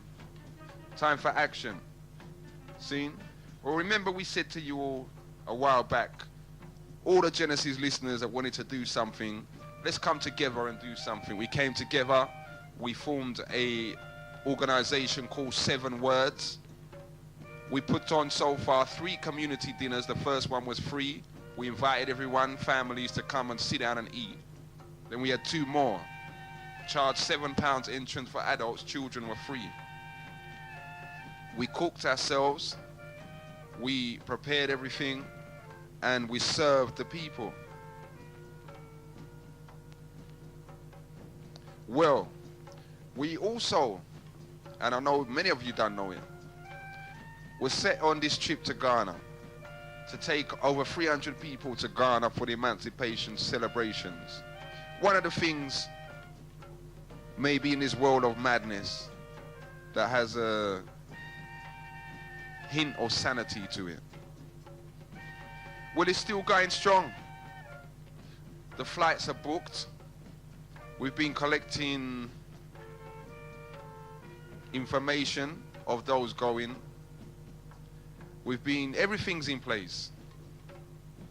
We had some negotiations to do in terms of accommodation, but it is all done. I am pleased to tell you, I heard some beautiful news this morning before I came out, straight direct from the motherland. So, Brother Labby and Sister P, hold up your head, enough respect, one love, seen, and plenty of huggies and kisses. And I hope I see you all today down there. So things is still going, London. As I said, we're going to have a meeting today at 4 o'clock down at the Morris Drummond House, where we had the last 2 dinners. So if you want to come, you come down. If you're interested in Ghana, come down and speak to us. We'll be there for an hour and some minutes, so be on time. Let's take this call. Good morning, caller. Hi, Commissioner. Yes, sis. Hi, yeah. I'd like to applaud the last lady that spoke about what's going on with the girls of today. Okay. And I'd just like to let London Town know, if they buy the Pride magazine and read Lucy Pilkington's story on what's actually happening with the girls of today, that will uplift their minds as well. Okay. Because she basically says everything that the previous caller was talking about. And at the end of her article, she states that real girl power is about more than freeing our bodies. It's about liberating our minds and our ambitions and becoming who we really want to be. That's right. And I find that a lot of girls of today and the youths, the boys, they have no vision of their lives or of what they truly want to be. And I think if they start to really look within themselves and seeing what their true abilities are, because all of us are very diverse, and then they will see that they can be who they really want to be. And it's about the rest of us within society, us as parents, pushing our children and letting our children see who they can become and showing them true role models. And it's not just what they see on the television. You know, there's a lot of black people that are very successful that we don't even know about. We never hear about. Writers, actors, and so on and so forth. And, you know, when you see somebody that has made it in life, you know, we can talk to our children and say they're coming from the same position that we are, and they have made it, or they are making it, and you know, it's because they've got a vision, it's because they've got a goal. And there's one thing that my children's father always says to them is that never lose sight of your goal, okay, and stay on that course. So tell me though, my sis, because I'm thinking now, just speaking, I'm just reflecting. We as young people now, I can remember it was difficult for me. I can't even recall what age I decided what my goals were. You see, I understand where you're coming from as well, because at the end of the day, I knew that I was capable of many things. I knew it within myself, and I felt it. But the thing is that, you know, it's sticking to it. That is the hardest thing. Is that you're on a course, and because that course becomes difficult, you give up. And that's what a lot of people have done, okay? But when you have a true passion for something, whatever it may be, you stick to that and you follow it through, because success doesn't happen straight away. You have to work at that. And, you know, you will come across a lot of obstacles, but you have to get over those obstacles, because your life never remains the same. And if you have a vision, and if you know within yourself that you are able to do something, pursue it. Find out where you can get in, you know, find the information that you need, you know, talk to people. And at the end of the day, I know for a fact that life never remains the same, and that's something that I know for myself. And you know, the thoughts that you have within your own mind are the thoughts that manifest themselves into reality for yourself. And if you always think of negative things, that's all that's going to happen for you is negativity. That's but, right. You know, you might not have any money in your pocket today, but if you've got that vision of what you want to do or what you want to become, it will happen for you. And nothing, you know, all these teenagers that want money now and want everything now, yes, they'll have it now, but what they're going to have later on in life. Yes. You understand? So you know, life is about preparing for your older days. And one thing I must say to the younger generation is that when big people are talking to you, you must listen. Do you understand? Because as you get older, you become wiser, okay? Yes. And wisdom, you'll find wisdom within the older generation. And don't be afraid to talk, because what I've found as well is that because we've grown up in this country, and a lot of us we're very young within ourselves. Yep. Because you know, I'm 33, and I looked at my mum when she was 33. My mum always looked the same, older, bigger. Do you understand what I'm saying? But you find that black people in this day and age, you can't tell their ages. That's right. You don't know who's the daughter and who's the mum. Exactly. So at the end of it, and you find that mothers and daughters are raving together, fathers and sons are raving together. So, you know, at the end of the day, you know, talk to your parents, talk to your aunts, talk to your uncles, because they're not going to give you negative information. They're always going to give you positive information to help yourself. And you know, a lot of us in this day and age are thinking back to our younger days of certain things that our parents used to say to us. Yes. And it's only like now that you're actually relevant. understanding. That's right. What they meant. But what I found as well as growing up is that your parents used to tell you, don't do this and don't do that, but they never used to tell you why. And they never used to explain to you why, and, you know, say if you do this, blah, blah, blah is going to happen. But in this day and age, we are able to say that to our children, explain to them exactly what will happen. And a lot of children that don't listen, and their parents have spoken to them, those parents need to call their children back in and say, look, I done tell you already this was going to happen, and you see, what I have said has come to pass because you didn't listen. Now take it on board now, okay? Be positive with yourself and think of your vision and think of your goals for the future. That's right. Okay? And, you know, but I hear that, you know, everyone's saying we have to get together. But you know what, Commissioner? It's about yourself, okay? It's about your inner self and your inner worth and what you feel that you are worth. And if half these children out there think that they're not worth nothing, they will come to nothing. Do you understand? And at the end of the day, they are the ones that will suffer, and we can only cry for them. There's nothing else we can do. There are, you know, the black society in Britain is so diverse.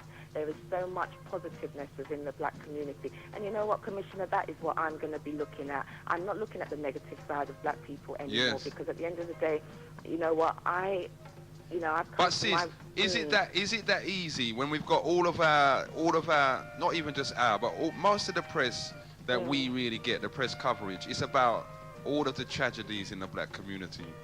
Well, you know what, Commissioner, life is, where it comes to the media, okay, that's all they do on the television. Regardless of it being black, you know, there's nothing but negativity put on the television. And if there is anything positive put on the television, you know, it's only snippets, okay? So if you look at the whole picture, you'll see that everything is negative. And I was having a conversation with my partner, and I said, you know, if everything was positive on the television, okay, you know, like sometimes you watch a film and it's got a beautiful ending, that inspires you, it uplifts you, it makes you feel good. Yes. You understand? And when you put negative things on the television, that's all it will bring is negativity. Do you understand? And we know as black people that's how our history has been. Yes. Okay? But changes are in the making, right? I feel those changes, and I felt these changes from like the beginning of the 90s, late 80s, early 90s. Black businesses started to open up, radio stations started to come on the air, whether it was legal or not legal. That's right. Do you understand, right? And imagine there was a time we would never have dreamt of doing that. Exactly. So that's I'm saying. I'm focusing on the positive side of what is happening with the black community. We have Tony Blair in government now. He knows within himself that he has to help the black community strive for better things. That is part of his policy. That's and right. that is on his agenda. That's not going to happen overnight either. It's going to take time. That's You right. understand? And But what you're saying is true, you know, and it's just the way you put it. I want to stretch it out for people and make them realize Tony Blair and the Labour government right now, the British government that's in power, realize that if they want this country to be as great as they believe it should be, there is no way on this earth it will happen if they do not pay attention to us, the African community inside the country. And the thing is, he recognizes the positiveness of a diverse ethnic mantra. Respect your brother, the last caller.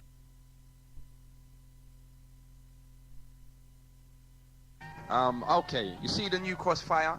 Yeah. One of the policies for the march after the New Cross fire is that it was a strictly Nubian thing. And if it would have been Spot the White. Yeah, I hear you, but you see those white people that are marching for us?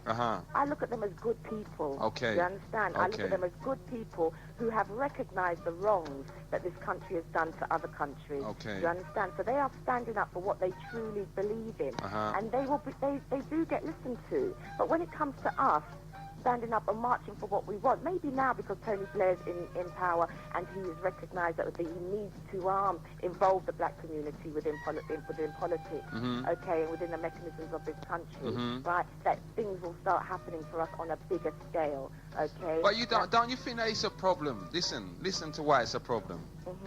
The government, as you said, all right, are not happy with us African people going out on the streets and marching to get what we want. They've shown us time and time again that they don't like that kind of situation, and we will not get anything out of it. But yet, as you said rightfully, the white community can go and march on our behalf and get results. Now what that means is that the government of the day is prepared to speak with the white community on our behalf, but they're not prepared to talk to us direct. No. What you have to look at is that we had the Conservative government that didn't even blink where black issues were concerned. Yes. Okay. We have a different government now. Okay, which is a Labour government that is thinking as a whole for the whole country. Okay. Tony Blair has said, "I like the multicultural identity of this country. I think it is a great thing. My kids, for example, have got friends from virtually every ethnic group you can think of, and they have been brought up like that." Do you understand? Now, it's the words that you have to look at as well, because if Tony Blair is saying that he likes the identity of this country being multicultural, yes, when it comes to issues, we have to hold him to what he has said. Do you understand what I'm saying? And we must take notice of what he said, right? I listened to yeah, but sis, their man, they done proved already that they are liars. They've done said when they was looking to get elected, they promised us the most things. But see, and none of it has come. Commissioner, how long have they been in power now? Long enough. Long enough that our children should stop being... They've been in power long enough that our children should stop being top of the list for children excluded from education. Okay, right, put it this way then.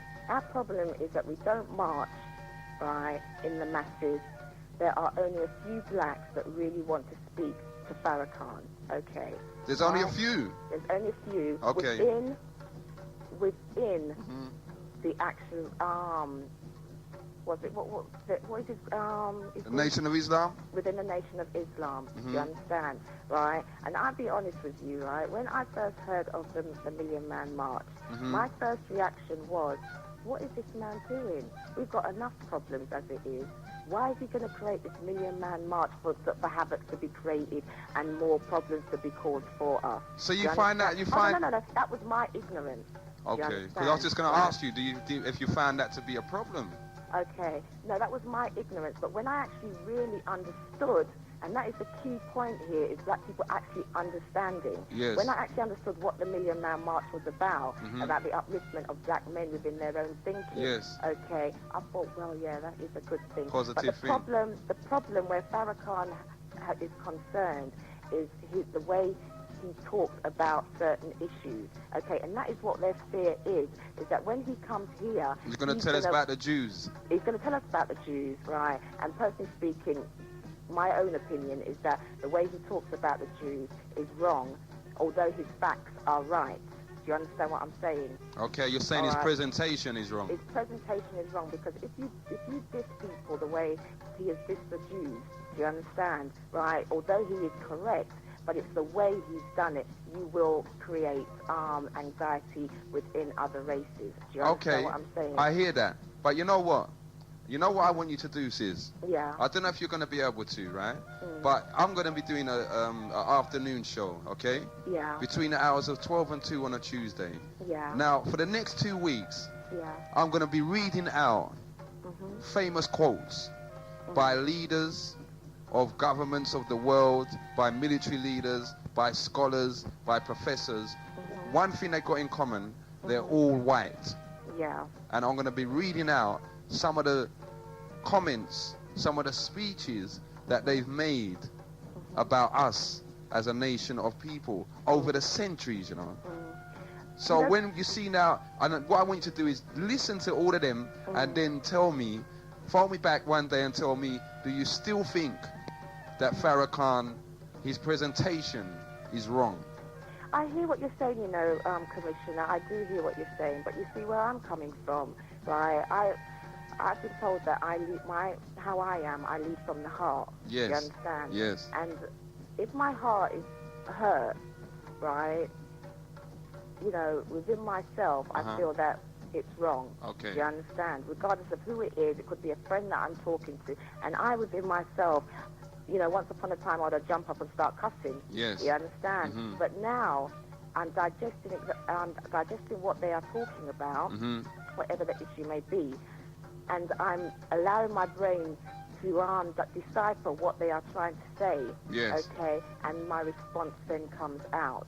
You understand? And when it comes to dealing with this society and the governments of this society, one, people from all walks of life, right, need to recognize that we, the people, have the power, right, and we have to take back control of our lives, okay? And we cannot think individualistically anymore. We have to think community. Do you understand? Because you know the saying, no man is an island. That's you understand? right. You cannot get anywhere in life on your own. You need your people. So tell me something now, as you said right there on that statement that you made. Tell me something positive that is going to help achieve that situation. Right, the first thing that I feel that black people need to do, okay, if we're just looking on the black issue, all right, is for each and every one of us to look into ourselves. Do you understand? That is the first thing, okay? Look into yourself, not in the fact of who am I, okay? What do I want, right? Is what is my purpose? Why was I here? Why am I born? Do you understand? Okay. Right? What are my values? Okay? And then you start to live that, right? You live your true self, okay? And your true self, if you're a gunman today, you look into yourself, right? And you realize my true self is not a gunman.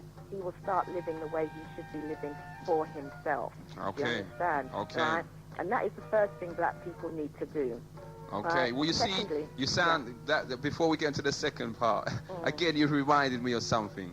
Yeah. There is a passage that says, if only my people would stop, examine themselves, and turn from their wicked ways and turn back to me, then I will be their God and they will be my children. See, what people don't realize, you know, I know it's hard because I've, for the past 3 years, okay, I've started to look into my liberty within myself. And you know how that started? There was a group of us, okay, and a friend of ours became homeless, all right? Okay. And she managed to get herself a flat, went into that flat, and the flat was disgusting and what have you, right? And there's three or four of us got together, helped her out, decorated the flat for her, moved her in.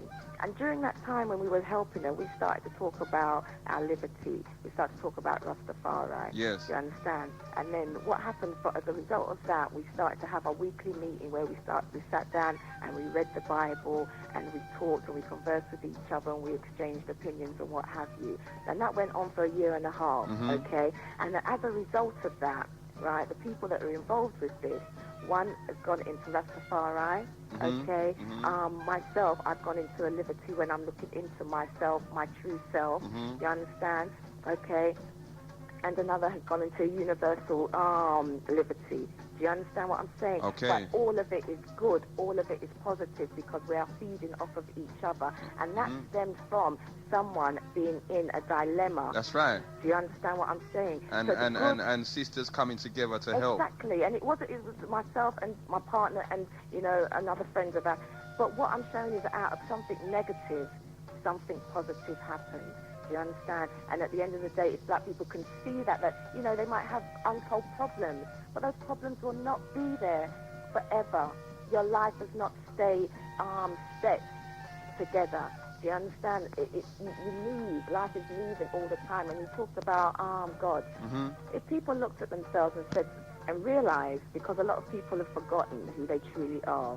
Okay, we knew once upon a time, but we truly have forgotten now because other things within life, society, money, what have you, has taken over.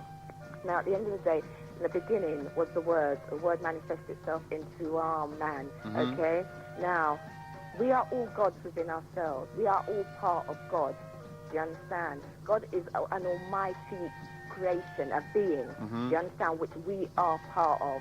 Do you understand? So at the end of the day, if we looked and thought that way, that I am a God, my partner, he is a God, you, Commissioner, you are a God. Do you understand, right? You are a God within yourself because you were made from him. You are part of him, and we came from him. Well, me personally, okay, I do not regard myself as a God. I agree with what you're saying, yes.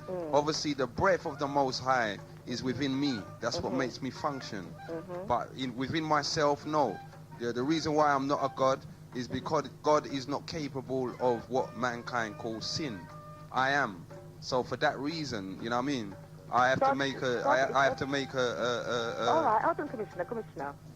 Right. If I told you there is no such word as sin, what would you say? It will be called something else. Okay. But there is wrong and right, which we all know. All right, then you say there is wrong or right, but what is right to you is wrong to me, and what is right to me is wrong to you. No, there's common rights and wrong. For example, the last caller, the sister said there, she's going to name the brother that died. His name was Sebastian. Sebastian was killed over a girl. Okay. Now, it doesn't matter who we are, but we all know that's wrong.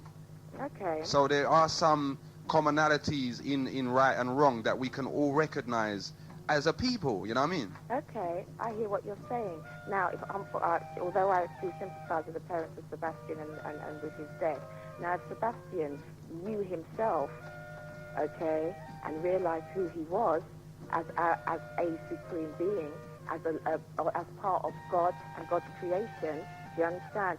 You know, maybe his life wouldn't have been taken away. Nah, come on, sis. Come on, man. This is very deep. I hear that. But at the same time, you know what I mean? Number one, we take into account on the physical plane. It's our young people that's dying. So, the chances of them really knowing themselves. How many of us at the age of 18 could say that we knew ourselves? And you know what I mean? That's the point I'm trying to make, Commissioner. We are in the position now to show our children the way, to show them how they can know themselves, to uplift them and say they are not just born to just be here and go into the angles that they are going into and not being positive. We are all born for a purpose. That's right. And that purpose is to fulfill and be who we truly want to be. Now, at the end of the day, yes, at 18, 19, we didn't know that, but at 33, I know that now, so I can instill that in my children. Yeah, it's time for us now to get it over to the younger ones. Exactly. So at the end of the day, if black people can think on that level, to think, who am I? Who do I really want to be? I must choose, because there's one thing God gave us was a choice. Do you understand? For real. Right? Choose who you want to be. And if certain things are in your life that are not helping you to be who you want to be, you have to let those things go.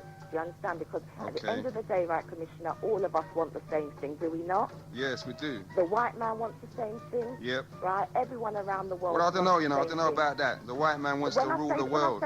When I say the white same thing, right, I mean in the sense of serenity, peace, love. No, he doesn't. The white man wants to rule the world. So. The white man is a warmonger. See? Well, the white man from day one. From the day of his conception, wherever he come from, my sister, this is me now, and I'm not. Let's make it clear. This is me, and I'm not speaking for Genesis right now. Okay. The white man, as far as I'm concerned, is a warmonger. His nature, his very nature, is that of war. So if he's not in war, he's not happy, and until he has vanquished all of his so-called enemies, he's not going to be happy. And if we, as a race, as Big Brother African, don't put these children in check. See? And children, I'm talking about the white race, If we do not put them... So you're talking about all of the white people in this country, in the world, think the way they, like you're saying. Do you believe that all of them? Sis, yeah. The white people are very, very paranoid. Okay.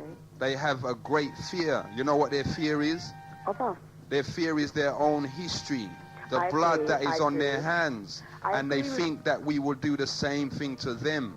I agree with you, Mr. Kumba, sorry, my friend that came around with it. Commissioner, I do agree with you in that respect, the sense of their history. And when I talk, I always say, if you just look at their history, it tells you what has happened. But then, from a scientific point of view, all right, do they not come from us?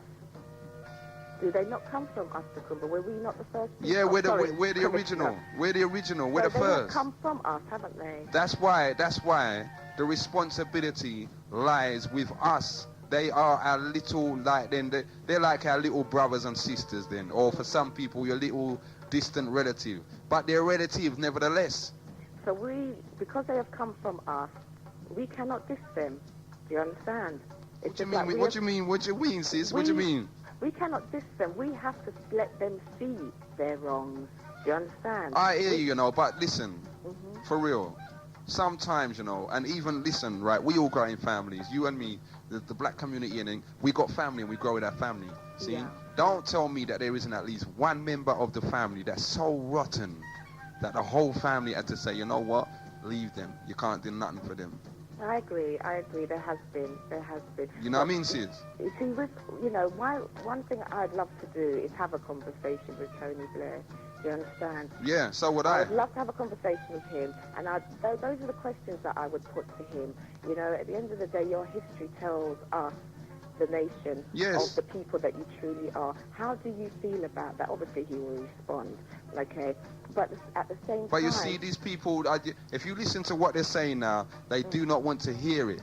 You've got white men phoning up their own radio stations now and saying, we are sick and tired of the white nation being knocked, of great old Britain being knocked. We've done glorious things in the past, and we're not taking no more of it. Why should people be here in our country and knocking us about our history?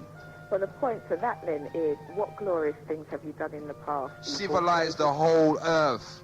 How can the earth have been civilized when it was civilized before that? No. This is my history. We civilized the earth. Oh, are you talking about black people civilized the earth? No, I'm talking as a white man now. Okay, go ahead. I'm talking as a borough boy from Deptford on the market stall, seen? So we colonized this earth. We gave all black people, Indians, whoever, we civilized you people. And how did you do that? What do you mean? We went around and we ruled. Ruled Britannia, you never heard of that. We ruled all of the nations. We ruled the seas. So do you think by ruling, you civilized? How did you civilize? Right, you understand, sis? This is the mentality of the people. Yeah, I know. We're having a conversation. You're right. Yeah, but I'm just saying you... understand our mentality. Well, we are born here. One thing I can say, the beauty of being born in this country is that you know them. Yes, that's right. That's right. And the fact is that we, as black people, we can choose to be white or we can choose to be black because we've been nurtured by this society. Do you understand? We've grown, we have been educated by them, and we know them. We know their system. So you can choose to be sane or you can choose to be insane. Right. Okay. Now, I wish you'd continued with that, right? Because the fact that you were saying certain things from a white person's point of view and what these are the things that they would say to us. Yes. Right. I wanted to counteract every argument that you came with. Okay. You understand? Because that is how you deal with them, right? They cannot escape it, because when Mrs. Lawrence made her speech, okay, she turned around and said, you know, racism is ingrained in this society. They overlook that. Okay. Another person spoke up and said the same thing, and another person turned around and said, you know, black people were the creators of civilization. They ignored that. These are the issues that need to be pushed in their faces for them to recognize. Okay. Do you understand? Okay. Now, at the end of the day, things are going to get better for us, because you know what? Our minds are being opened. Okay, and with each mind that's being opened, okay, doors will be opened for us. But it's for us to recognize our own self-worth. Our children of today, okay, they will, you know, although it's hard for them at the moment, it's no different than it was for us. You understand? In fact, it should be easier for them because we are here. All right. You understand? Right, Okay. and we are here and we know. Understand? So it's just people reason more with your children, of course, and show them the facts, seen, and we got to start reasoning more amongst ourselves. And as again one of the callers said, not just to talk, we got to come together and do the action.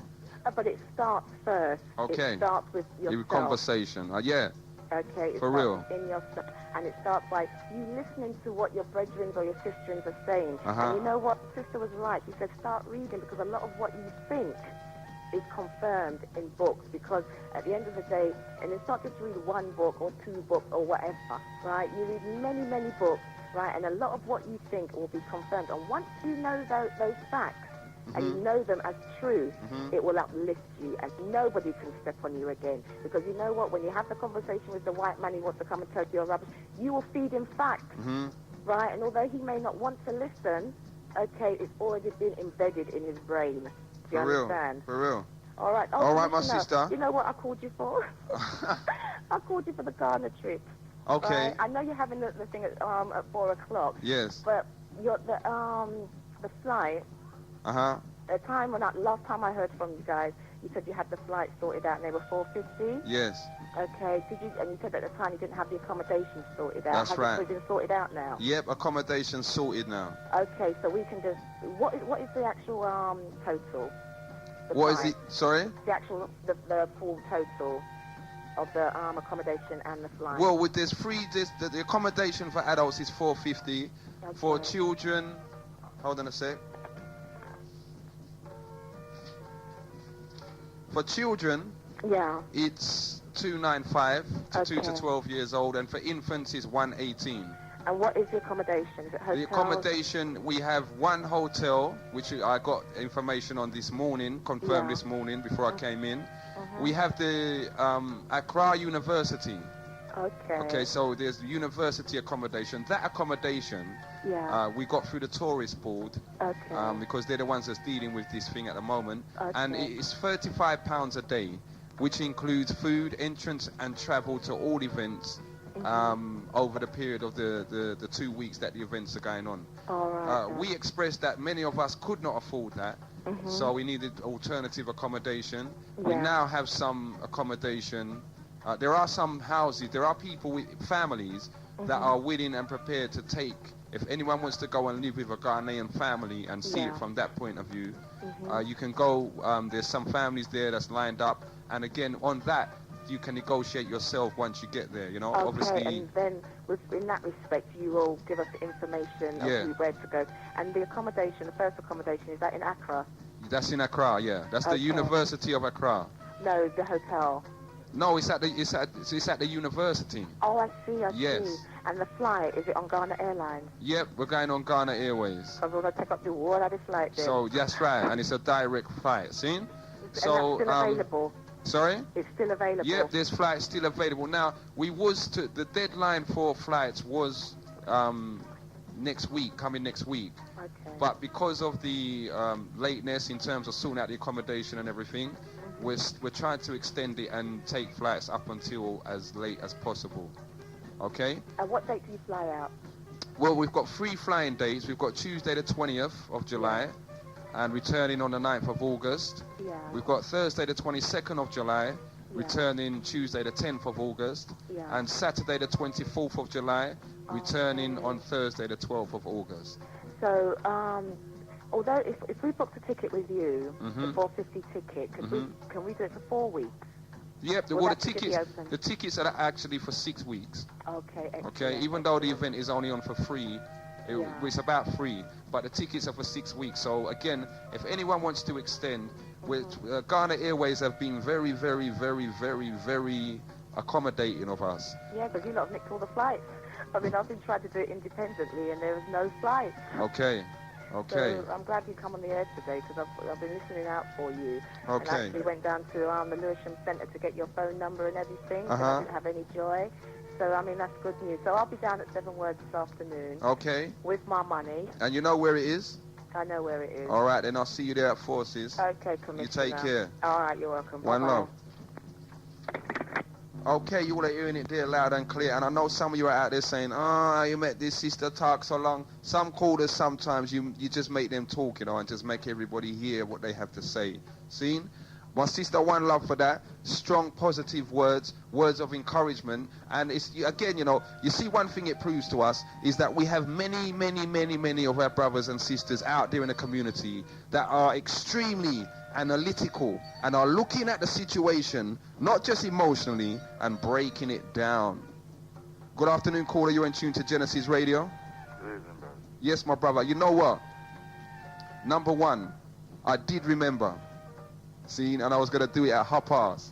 But go on. Yeah.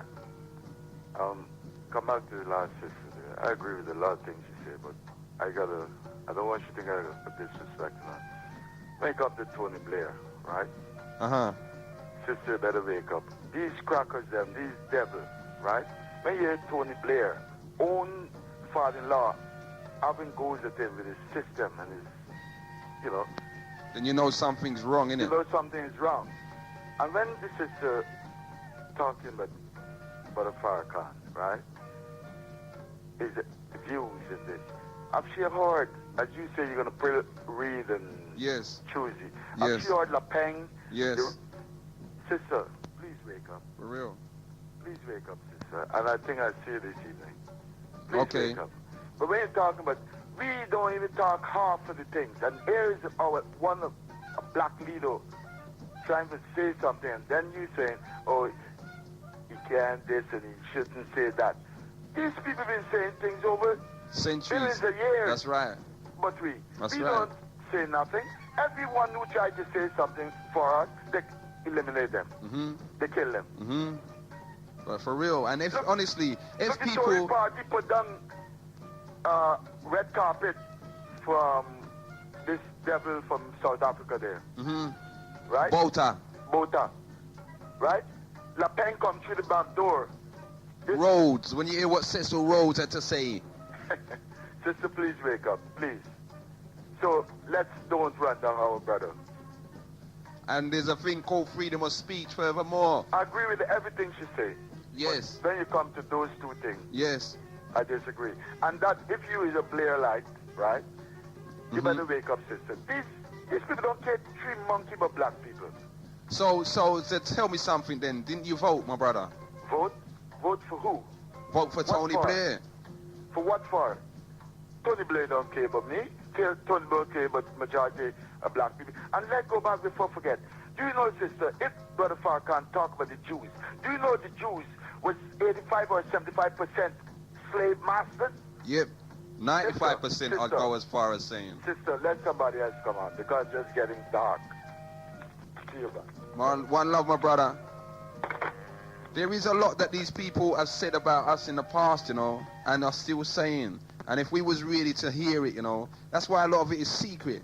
That's why a lot of it isn't recorded. That's why a lot of it isn't revealed. That's why they have the Official Secrets Act.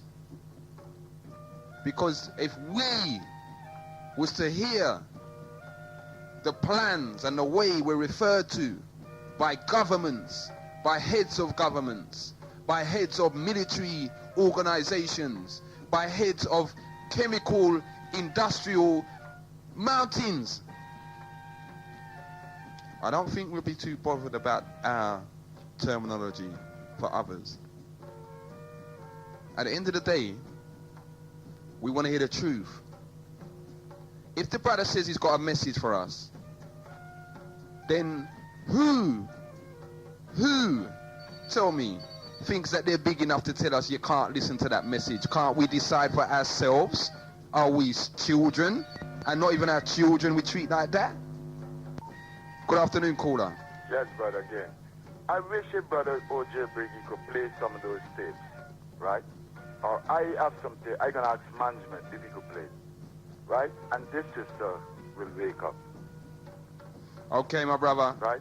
And I wish brother OJ go down and play some of the old-time tapes. Mm-hmm. And tell about these crackers, the way they treat slaves. Right, that's right. And the way the Jews treat our people. Used to tie our sister. Mm-hmm. 2 foot. Listen, man. Okay, my brother. One love. Okay, London, hear what I'm going to do for the moment. I'm turning the phone off, so don't phone me. Seen? I don't know if you heard, but as Brother Ron said, Augustus Pablo, one of the greatest musicians ever. Hold on a sec.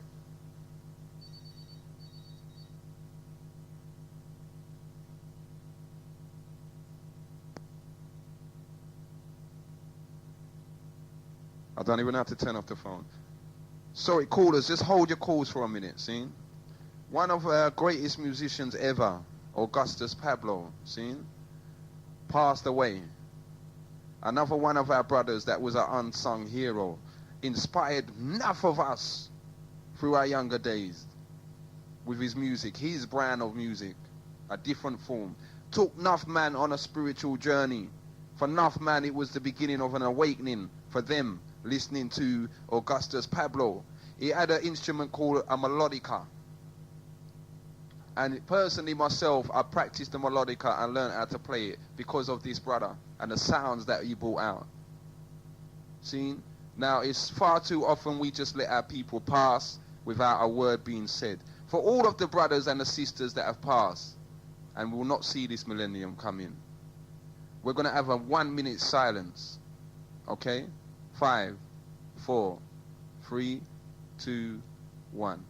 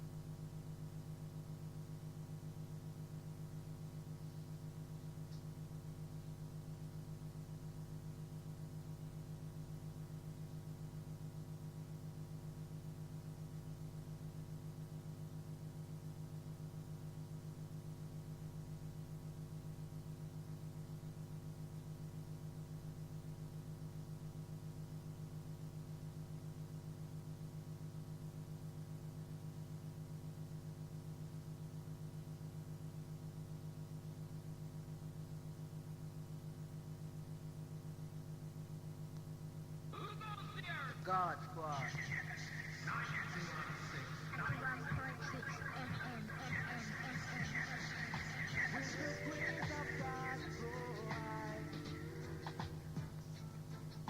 With the grace of God go I. God Squad.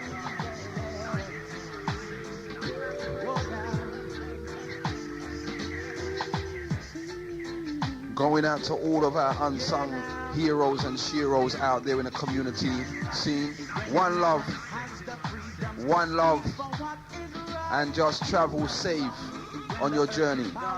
The late Augustus Pablo, Genesis Radio holds up their hand and their head to you with remarkable respect. The man called Nelson Mandela with the key to his homeland for life.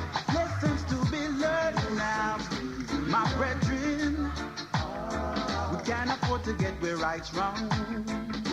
Whoa, now, there are lessons to be learned now, my sisterin. Correct the wrong and make the wrong right. Whoa, now, yeah. It's when a man has freedom to walk on the streets with no malice or sin.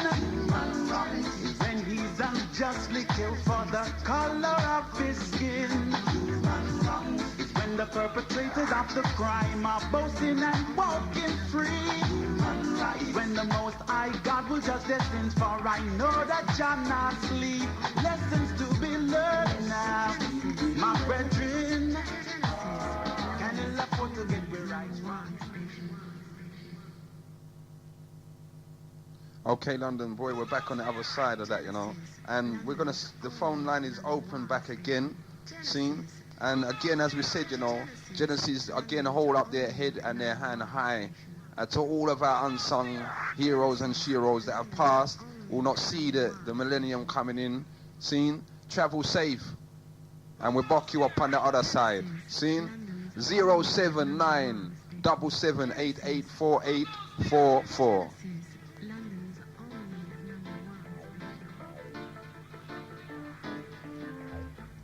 That's what it's about, you know. There's lessons to be learned, as you hear my brother Lloyd said. Sorry I didn't have no Augusta's music to even bring forth and ting. I will be doing so, and I'm sure there's some of our presenters that will be, if they haven't done already, they will be doing so, see? But that's what it's about. Genesis Radio is back in the house, see?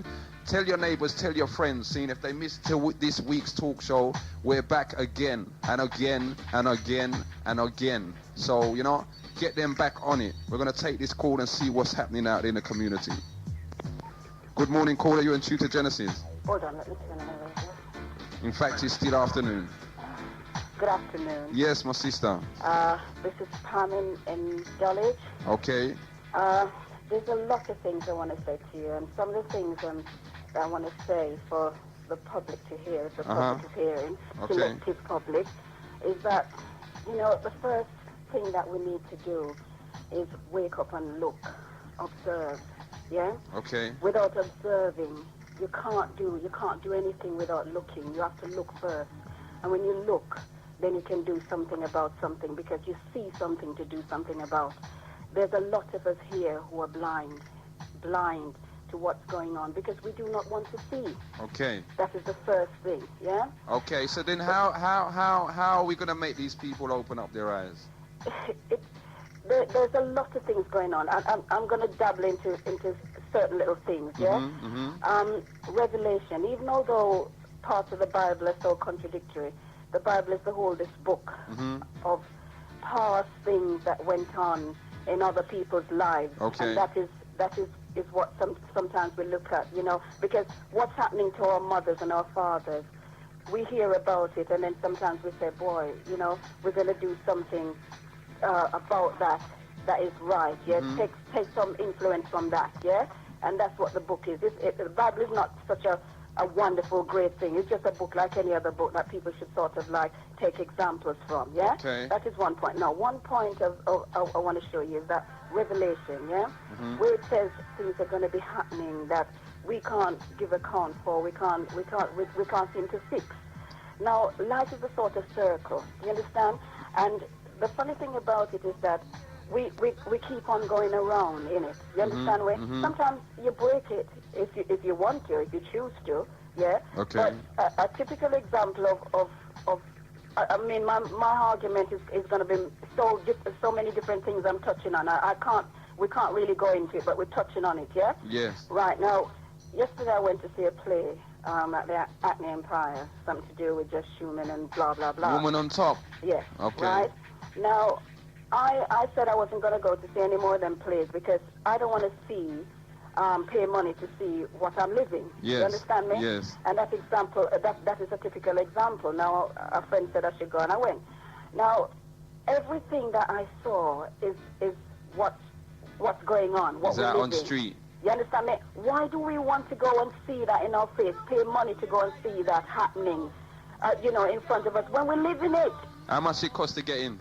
Well, various prices, £15, blah, blah, blah. Okay. But listen, you know, we need to have plays where when we go in and sit down, yeah, it's educating us about what we're going to do next, how we're going to live, how we should be living. We don't want to see what we live in day in, day out.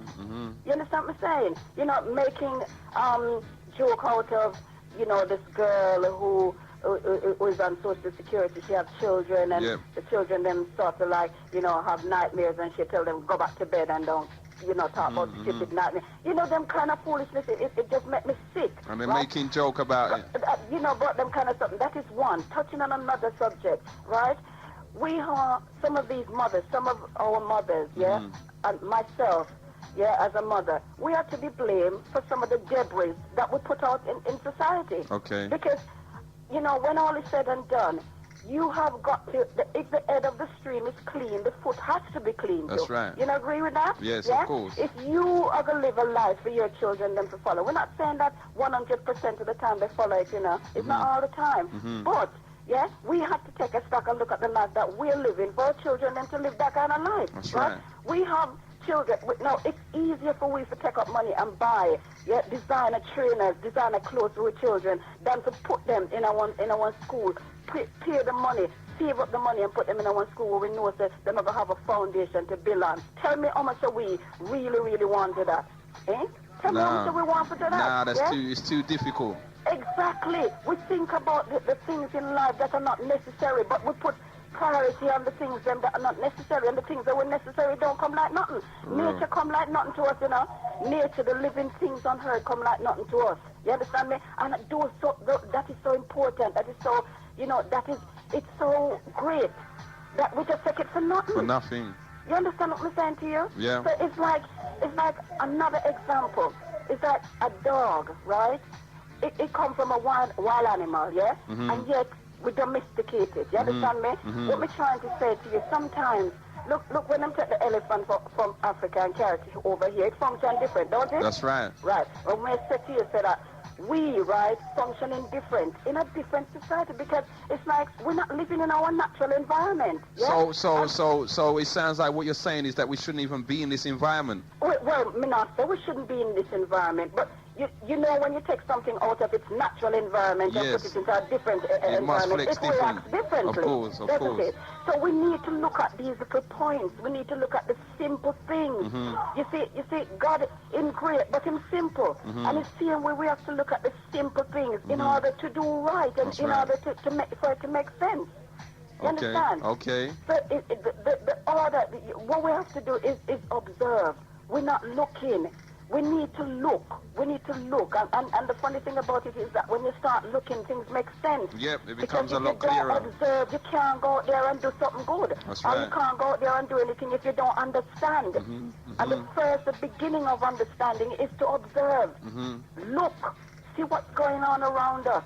You understand me? And try to do something from then. That's right. You understand me? There's a lot of us out here who are going to say, all right then, our black brothers not this, and our black brothers are not this, and our black sisters are not this, and our black sisters. But the funny thing about it is, as I say, it goes back to parentage.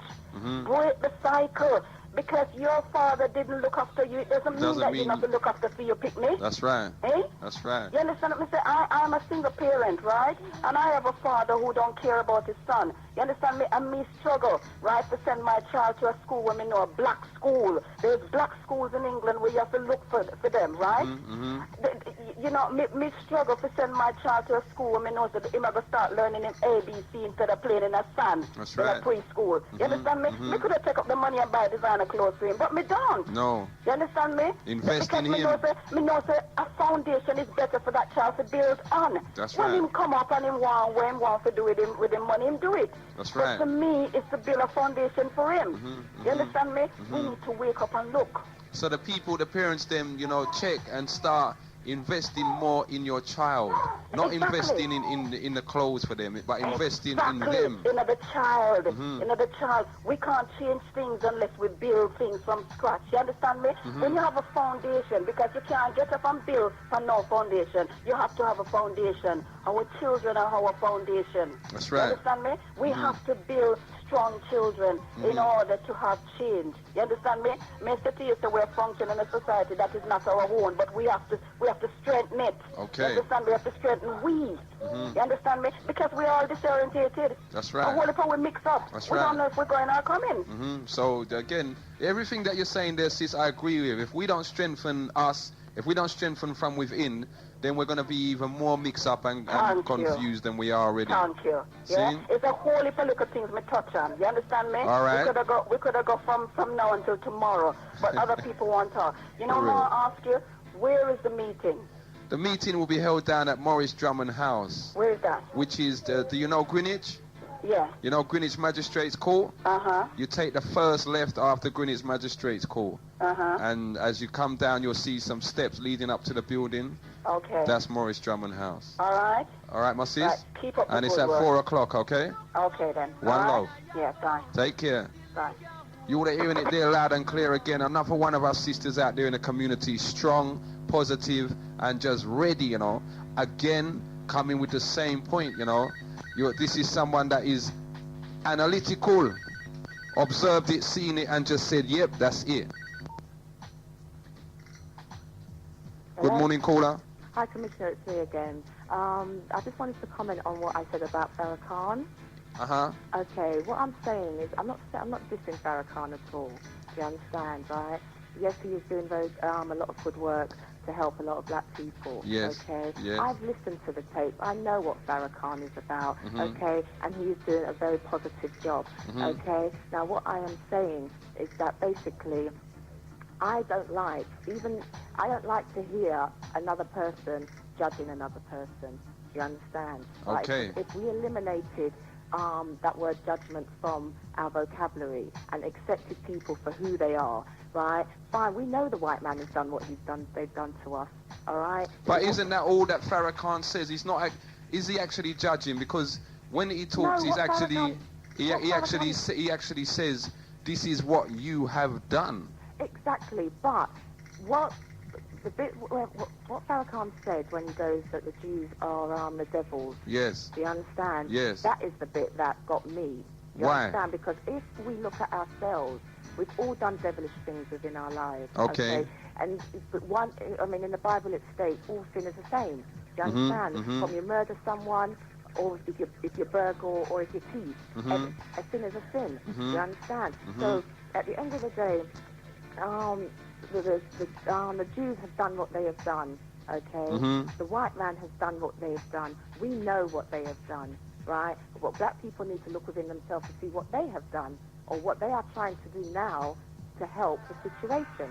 Do you understand? Mhm. So at the end of the day, you know, I am aware of everything that is happening to black people throughout the world. Do you understand? But I am saying that I have to start within myself. Okay. What am I doing to uplift myself as a black person, right? As a black mother and as a black wife. Do you understand? Yes, but I do completely. But you see, again, well, you see, if we're starting with self, then Yeah. when we're starting with self, the first thing we have to do that we would have in common then is that we have to gather information. Right. No matter where the source of information is coming from, but we gather information when we're looking at ourselves. Now, what is actually being said is that you all cannot have this information.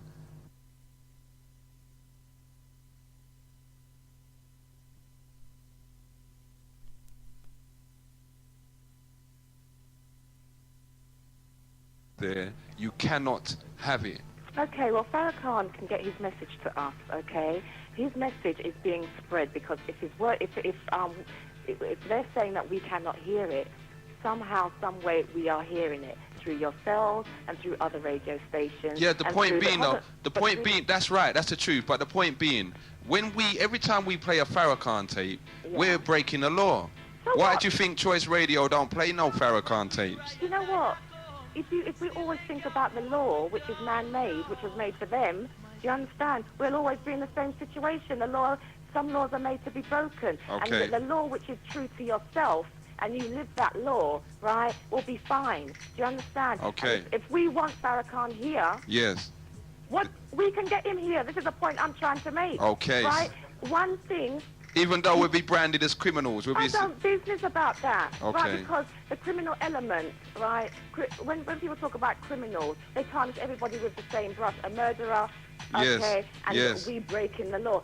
So what? If we want Farrakhan here, what do we do about that? Bring him in. Exactly. For real. Do you understand? If Bring we him have in. to pick it, if we have to pick it right, the parliament. Yes. Right? We have to do it in a mass. Do you understand? Okay. We have to march and say, we want Farrakhan here. We want to hear what he's got to say. Yes. Whether we take it on board or not. Give us that chance, right, to see for ourselves. Do you understand? And I can guarantee you that we know as black people that we are a loving people, no matter how much vexation might set in ourselves, right? Because why I'm saying that, right, is because I look at Nelson Mandela, okay, right? He had a thought for his country, okay, and it took 30 years for that thought to manifest itself into reality. You understand? And that is the point that I am trying to make when I say that you have to have positive thoughts within yourself. It's not going to happen today, it might not happen tomorrow, but it will eventually happen. Okay, my sister. And like all of us right now, all the radio stations and black people thinking on that same level, do you understand? We have to it has to come to pass. It must come. It will come to pass. Okay. Do you understand? And it's about us looking into ourselves, all right? And the gentleman caller that rang in and said that, you know, you must play me some tapes and so on and so forth. I hear what he's saying, but you must you must understand that I am aware. I am aware of everything that's going on around me. And the funny thing is that, you know, your life doesn't start, okay?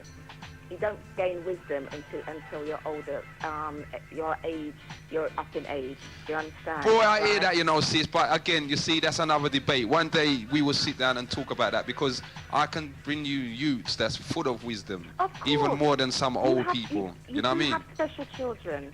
Special children are born every day. You as a special child, I am a special child. And if I look at myself with that glory, do you understand? I will uplift myself and I will be who I choose to be. For real. Do you understand? For real. And all black people need to think like that, right? Not even just black people, everybody around the world needs to think like that. We are here for a purpose, to live the life that we choose to live, a good, clean, happy life, okay? And we involve everybody around us within our community. And the last thing I want to make as a point is that this society, right, is the family aspect of life is being eroded away from us, okay, right? And this individualistic way of life is coming to pass, okay? We cannot think as an individual when it comes to doing for other people. We have to think as a mass, collectively. Okay. And at the end of the day, we start with ourselves as an individual, looking into ourselves, but then,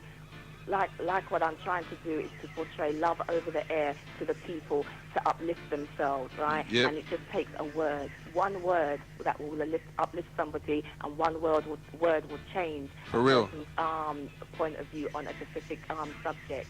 Okay. On that note, my sister. Okay. Because that's so positive, it's unreal. See? Okay. You take care. I will. Bye-bye. And I'll see you later. Okay. One love. Bye.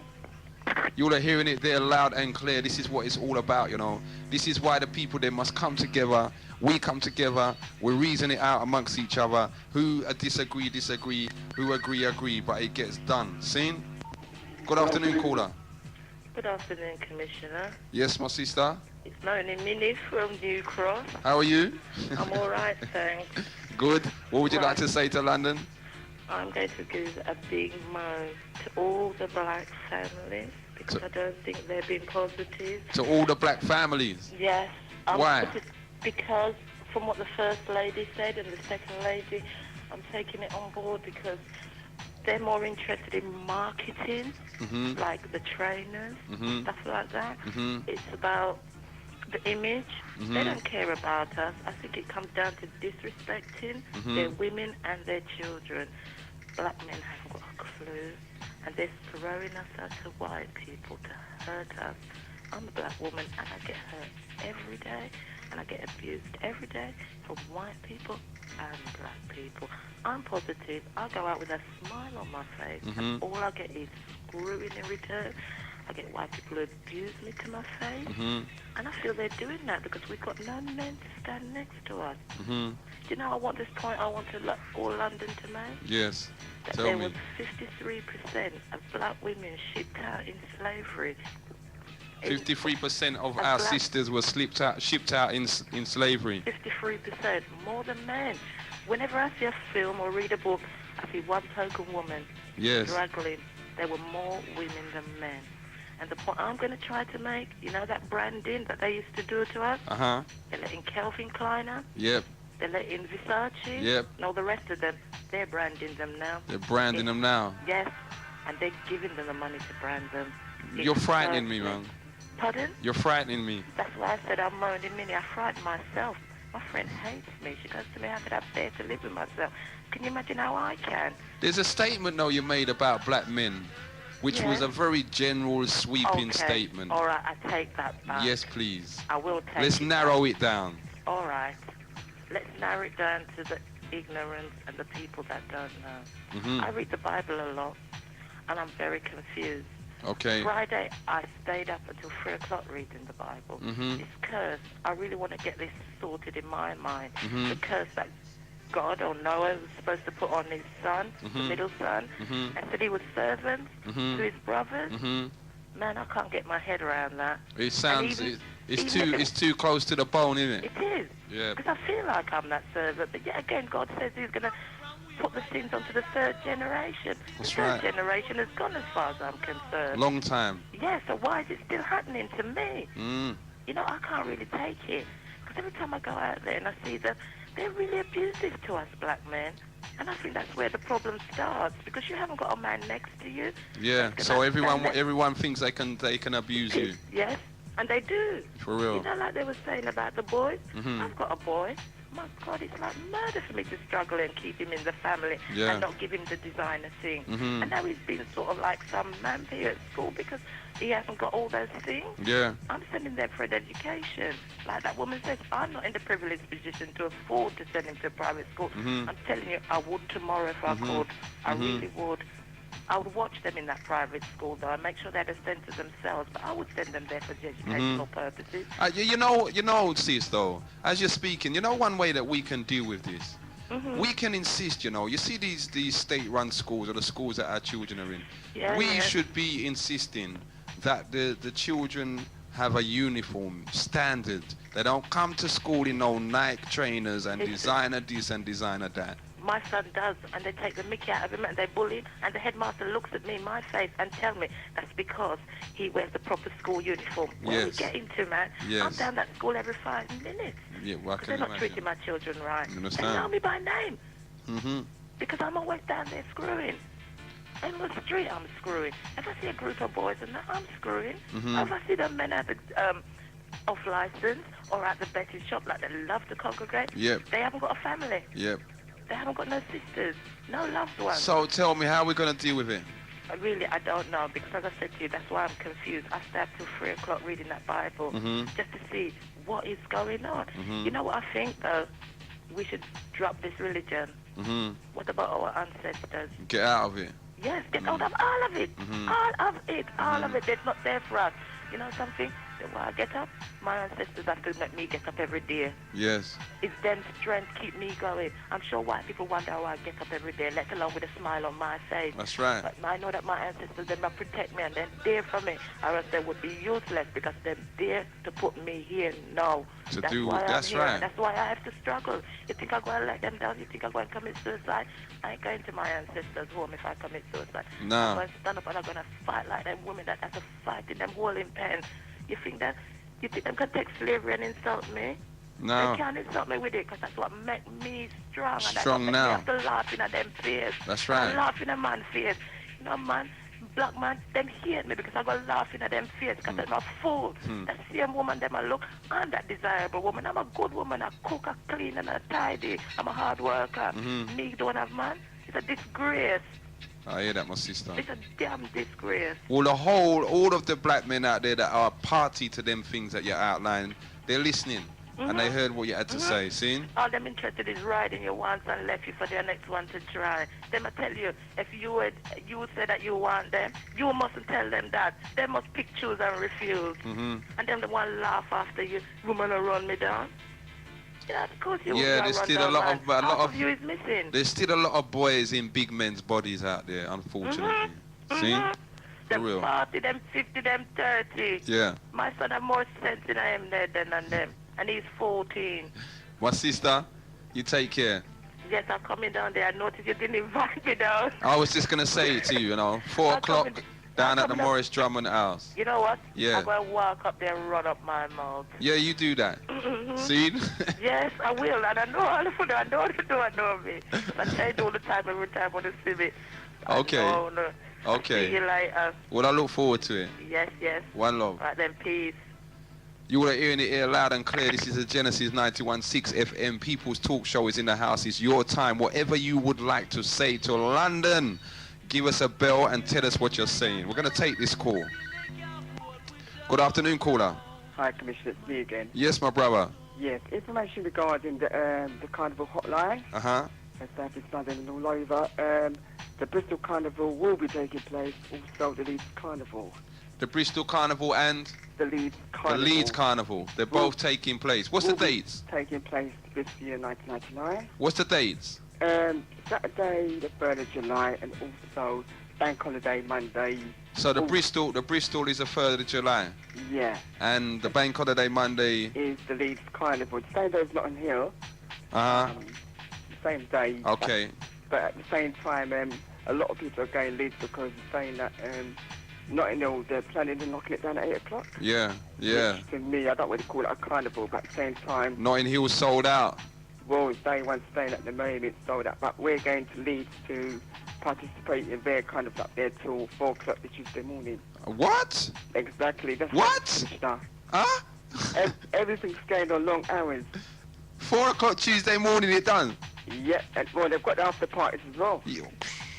Yeah, so, you know, I think Nottingham kind of organised up, but they should start waking up. Yes. And start listening to the people then, because Bristol, that's going until 4:30, 4:45. Mm-hmm.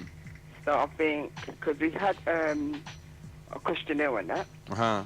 and apparently Nottingham Carnival, that's the fourth one in line. Yes. So they're not doing too well at the moment. That's right. Not as good as they used to be doing. Exactly. So For real. It's between Bristol and Leeds at the moment. So, but we've got all that information that's just come up. Okay, my brother. And also, is there a contact number for anyone that wants more information? Yeah, they'll have to contact you through the studio. Okay. Or come down to the meeting today, and I'll be giving out leaflets on that. Okay. Also, and the fares are very, very cheap. Yes. They're not expensive, so if you want to come out of this, and that's from the Love Piece of Unity, working for South London. Okay. And you know, let the people know. Okay. So what's the stall situation up there at the two carnivals? The two, it's not bad. It's okay. You'd have to go through the organisers, but I can assure you, you will get a stall up there. Okay. Because I've seen two guys from South London. Two brothers. Two brothers. They've made $1,000 in one day, one night. Okay. And they've done very, very well. They're going back up there this year again. So it'll make good business sense for Genesis to be up there. It would be good sense, business-wise, you know, to help your community. Uh-huh. To help the community. So, you know, so stalls are available up there, but you have to go through the kind of organised. Okay. You know. So big up for that information, my brother. Yeah, just to all the brothers that there that want to come along. And keep up the good work for Ghana. And to the last that called in, there are some good men out there, but all of them have gone. And not all of them. Some are still out there. Well, you know what I mean?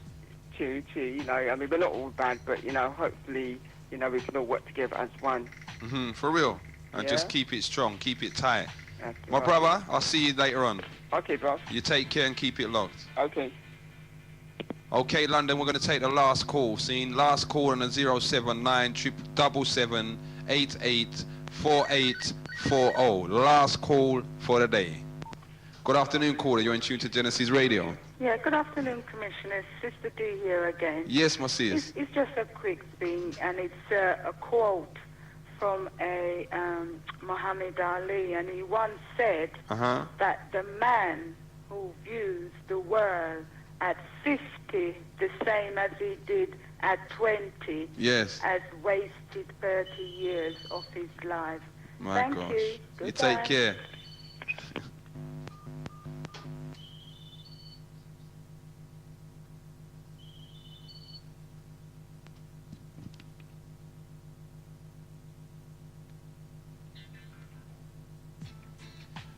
Okay, London. This is a People's Talk Show. Genesis Radio 91.6 FM. It has been a nice, excellent show, see? In fact, more sisters today than brothers. One thing I'd like to say to everyone out there, again, this is a personal view, see? This is a personal view. There is such a thing called a devil, or a Lucifer, or a Satan. And any time that you, individually and collectively, say, you know what, I'm tired of this situation, I'm going to try and make a change, I am personally going to try and make a difference. The minute that you say that, this devil or this Satan or this Lucifer, whatever you want to call him, he's on your case. Sometimes we will fall. Sometimes we're fighting, we're so deep in the battle, we don't realize the next thing we turn around, we're flat on our face or we're flat on our back. Listen, brothers and sisters, the key is to get up. Don't just lay down there, man. Get up. Sometimes we get knocked back, you know. Sometimes we get knocked down. Sometimes things don't go how we want. Sometimes we disagree with one another. See? The key is to get back up and continue in the struggle. To every community organization out there doing their part. To all of our brothers and sisters that's in anything that's helping to better the cause, and not just for us, but for society, for the world on an international level, for anyone that's working in that. One love.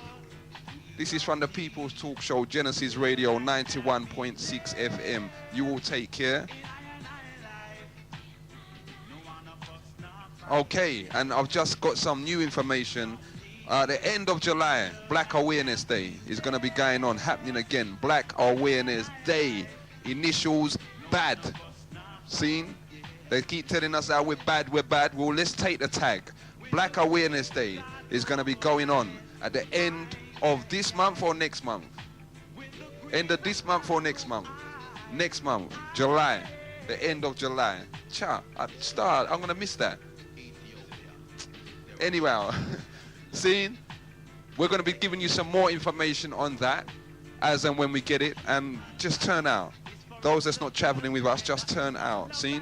Remember, 4 o'clock, 7 Words meeting down at the Morris Drummond House down there in Greenwich, behind Greenwich Magistrates Court.